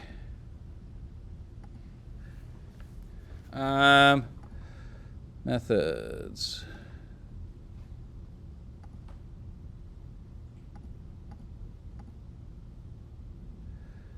Here it is. Okay. Okay, so there's this thing that I called the controller window, which is the main interface. And there's this event called open. So when we open the main interface, here are all the instructions that I gave it to do. So I'm first creating a bunch of variables. These are just things, places it's going to store data. So I have some integers that I'm going to want to manipulate. I have some strings. Strings are like, words, letters strung together. Doubles are bigger numbers than integers. Folder items are like places where data is stored on a computer. So I'm just creating those. I'm saying I'm going to need some folders. I'm going to need some integers. I'm going to need some bigger numbers than integers. I'm going to need some words. These are all the things I'm going to need. And then I said, this is where I tell it how big I want the interface window to be. And then I create some timers because there's some timing I realized I needed to do. I'm utilizing some plugins that work with that. And then I call this thing called init MIDI, initialize the MIDI engine, because this is going to have to pretend to be a MIDI controller. So I had to write some applications to get it to do that. And let's see if I can find init MIDI. Initialize, oh, here it is.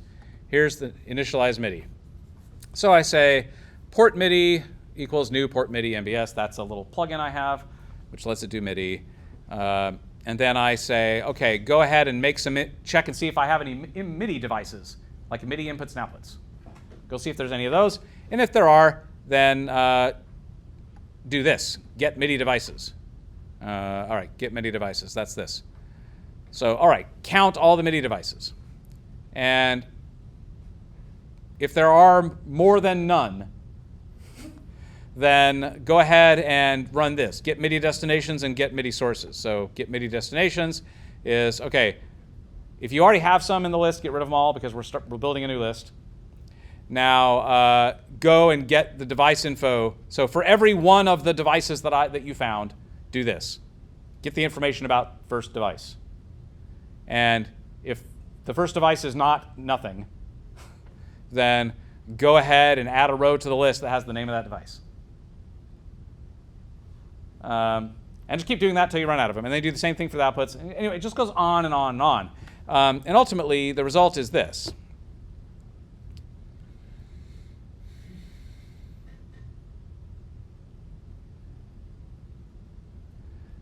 So what it did, what just happened is the computer took all of those commands that I made.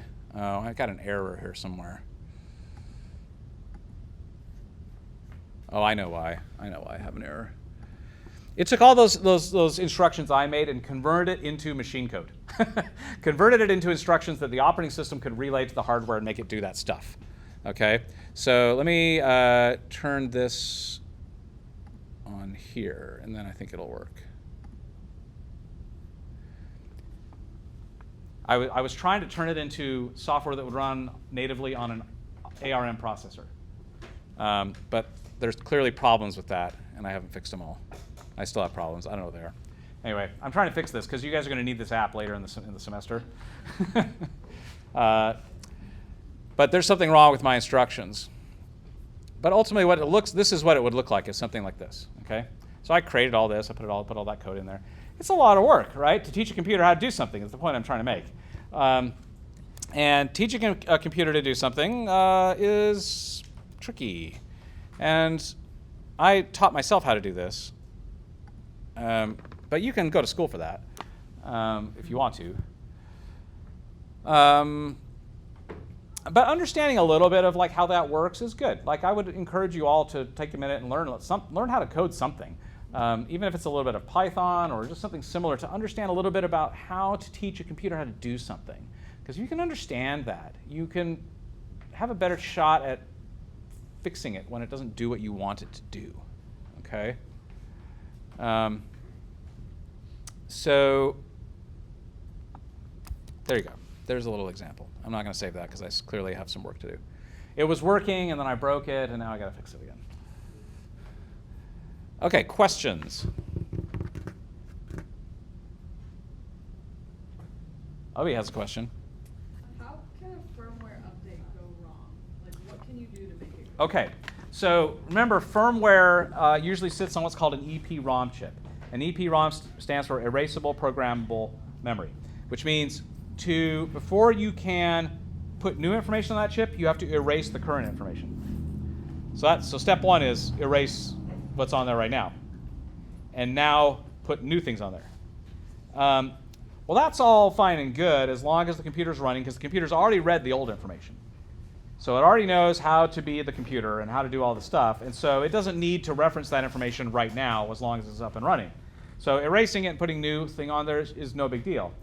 But if you happen to erase that chip and then lose power, for example, before you get a chance to write new information on there, then when you turn that computer back on again, first instruction is go to ROM, and ROM says, hey, go to EPROM, and EPROM is empty. Computer stops there. And it's just dead. So is there any way to like fix that, or is it just off? Well, it's depending, it just depends, but there's not a lot of easy ways.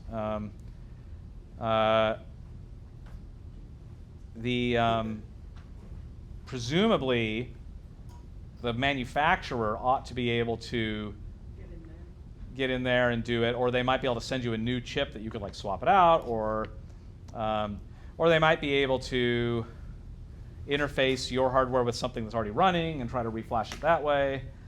There's different things, but it's, it's tricky. I've done that before. That's happened to me before, where I've, something's got messed up in the process of a firmware update, and then it's like, yeah, the thing's just dead. Which is why when you're doing those things, they usually put a thing on the screen that says, don't turn this off while you're doing this. Because if you turn it off, like, it's going to forget how to be a computer. It's pretty disastrous.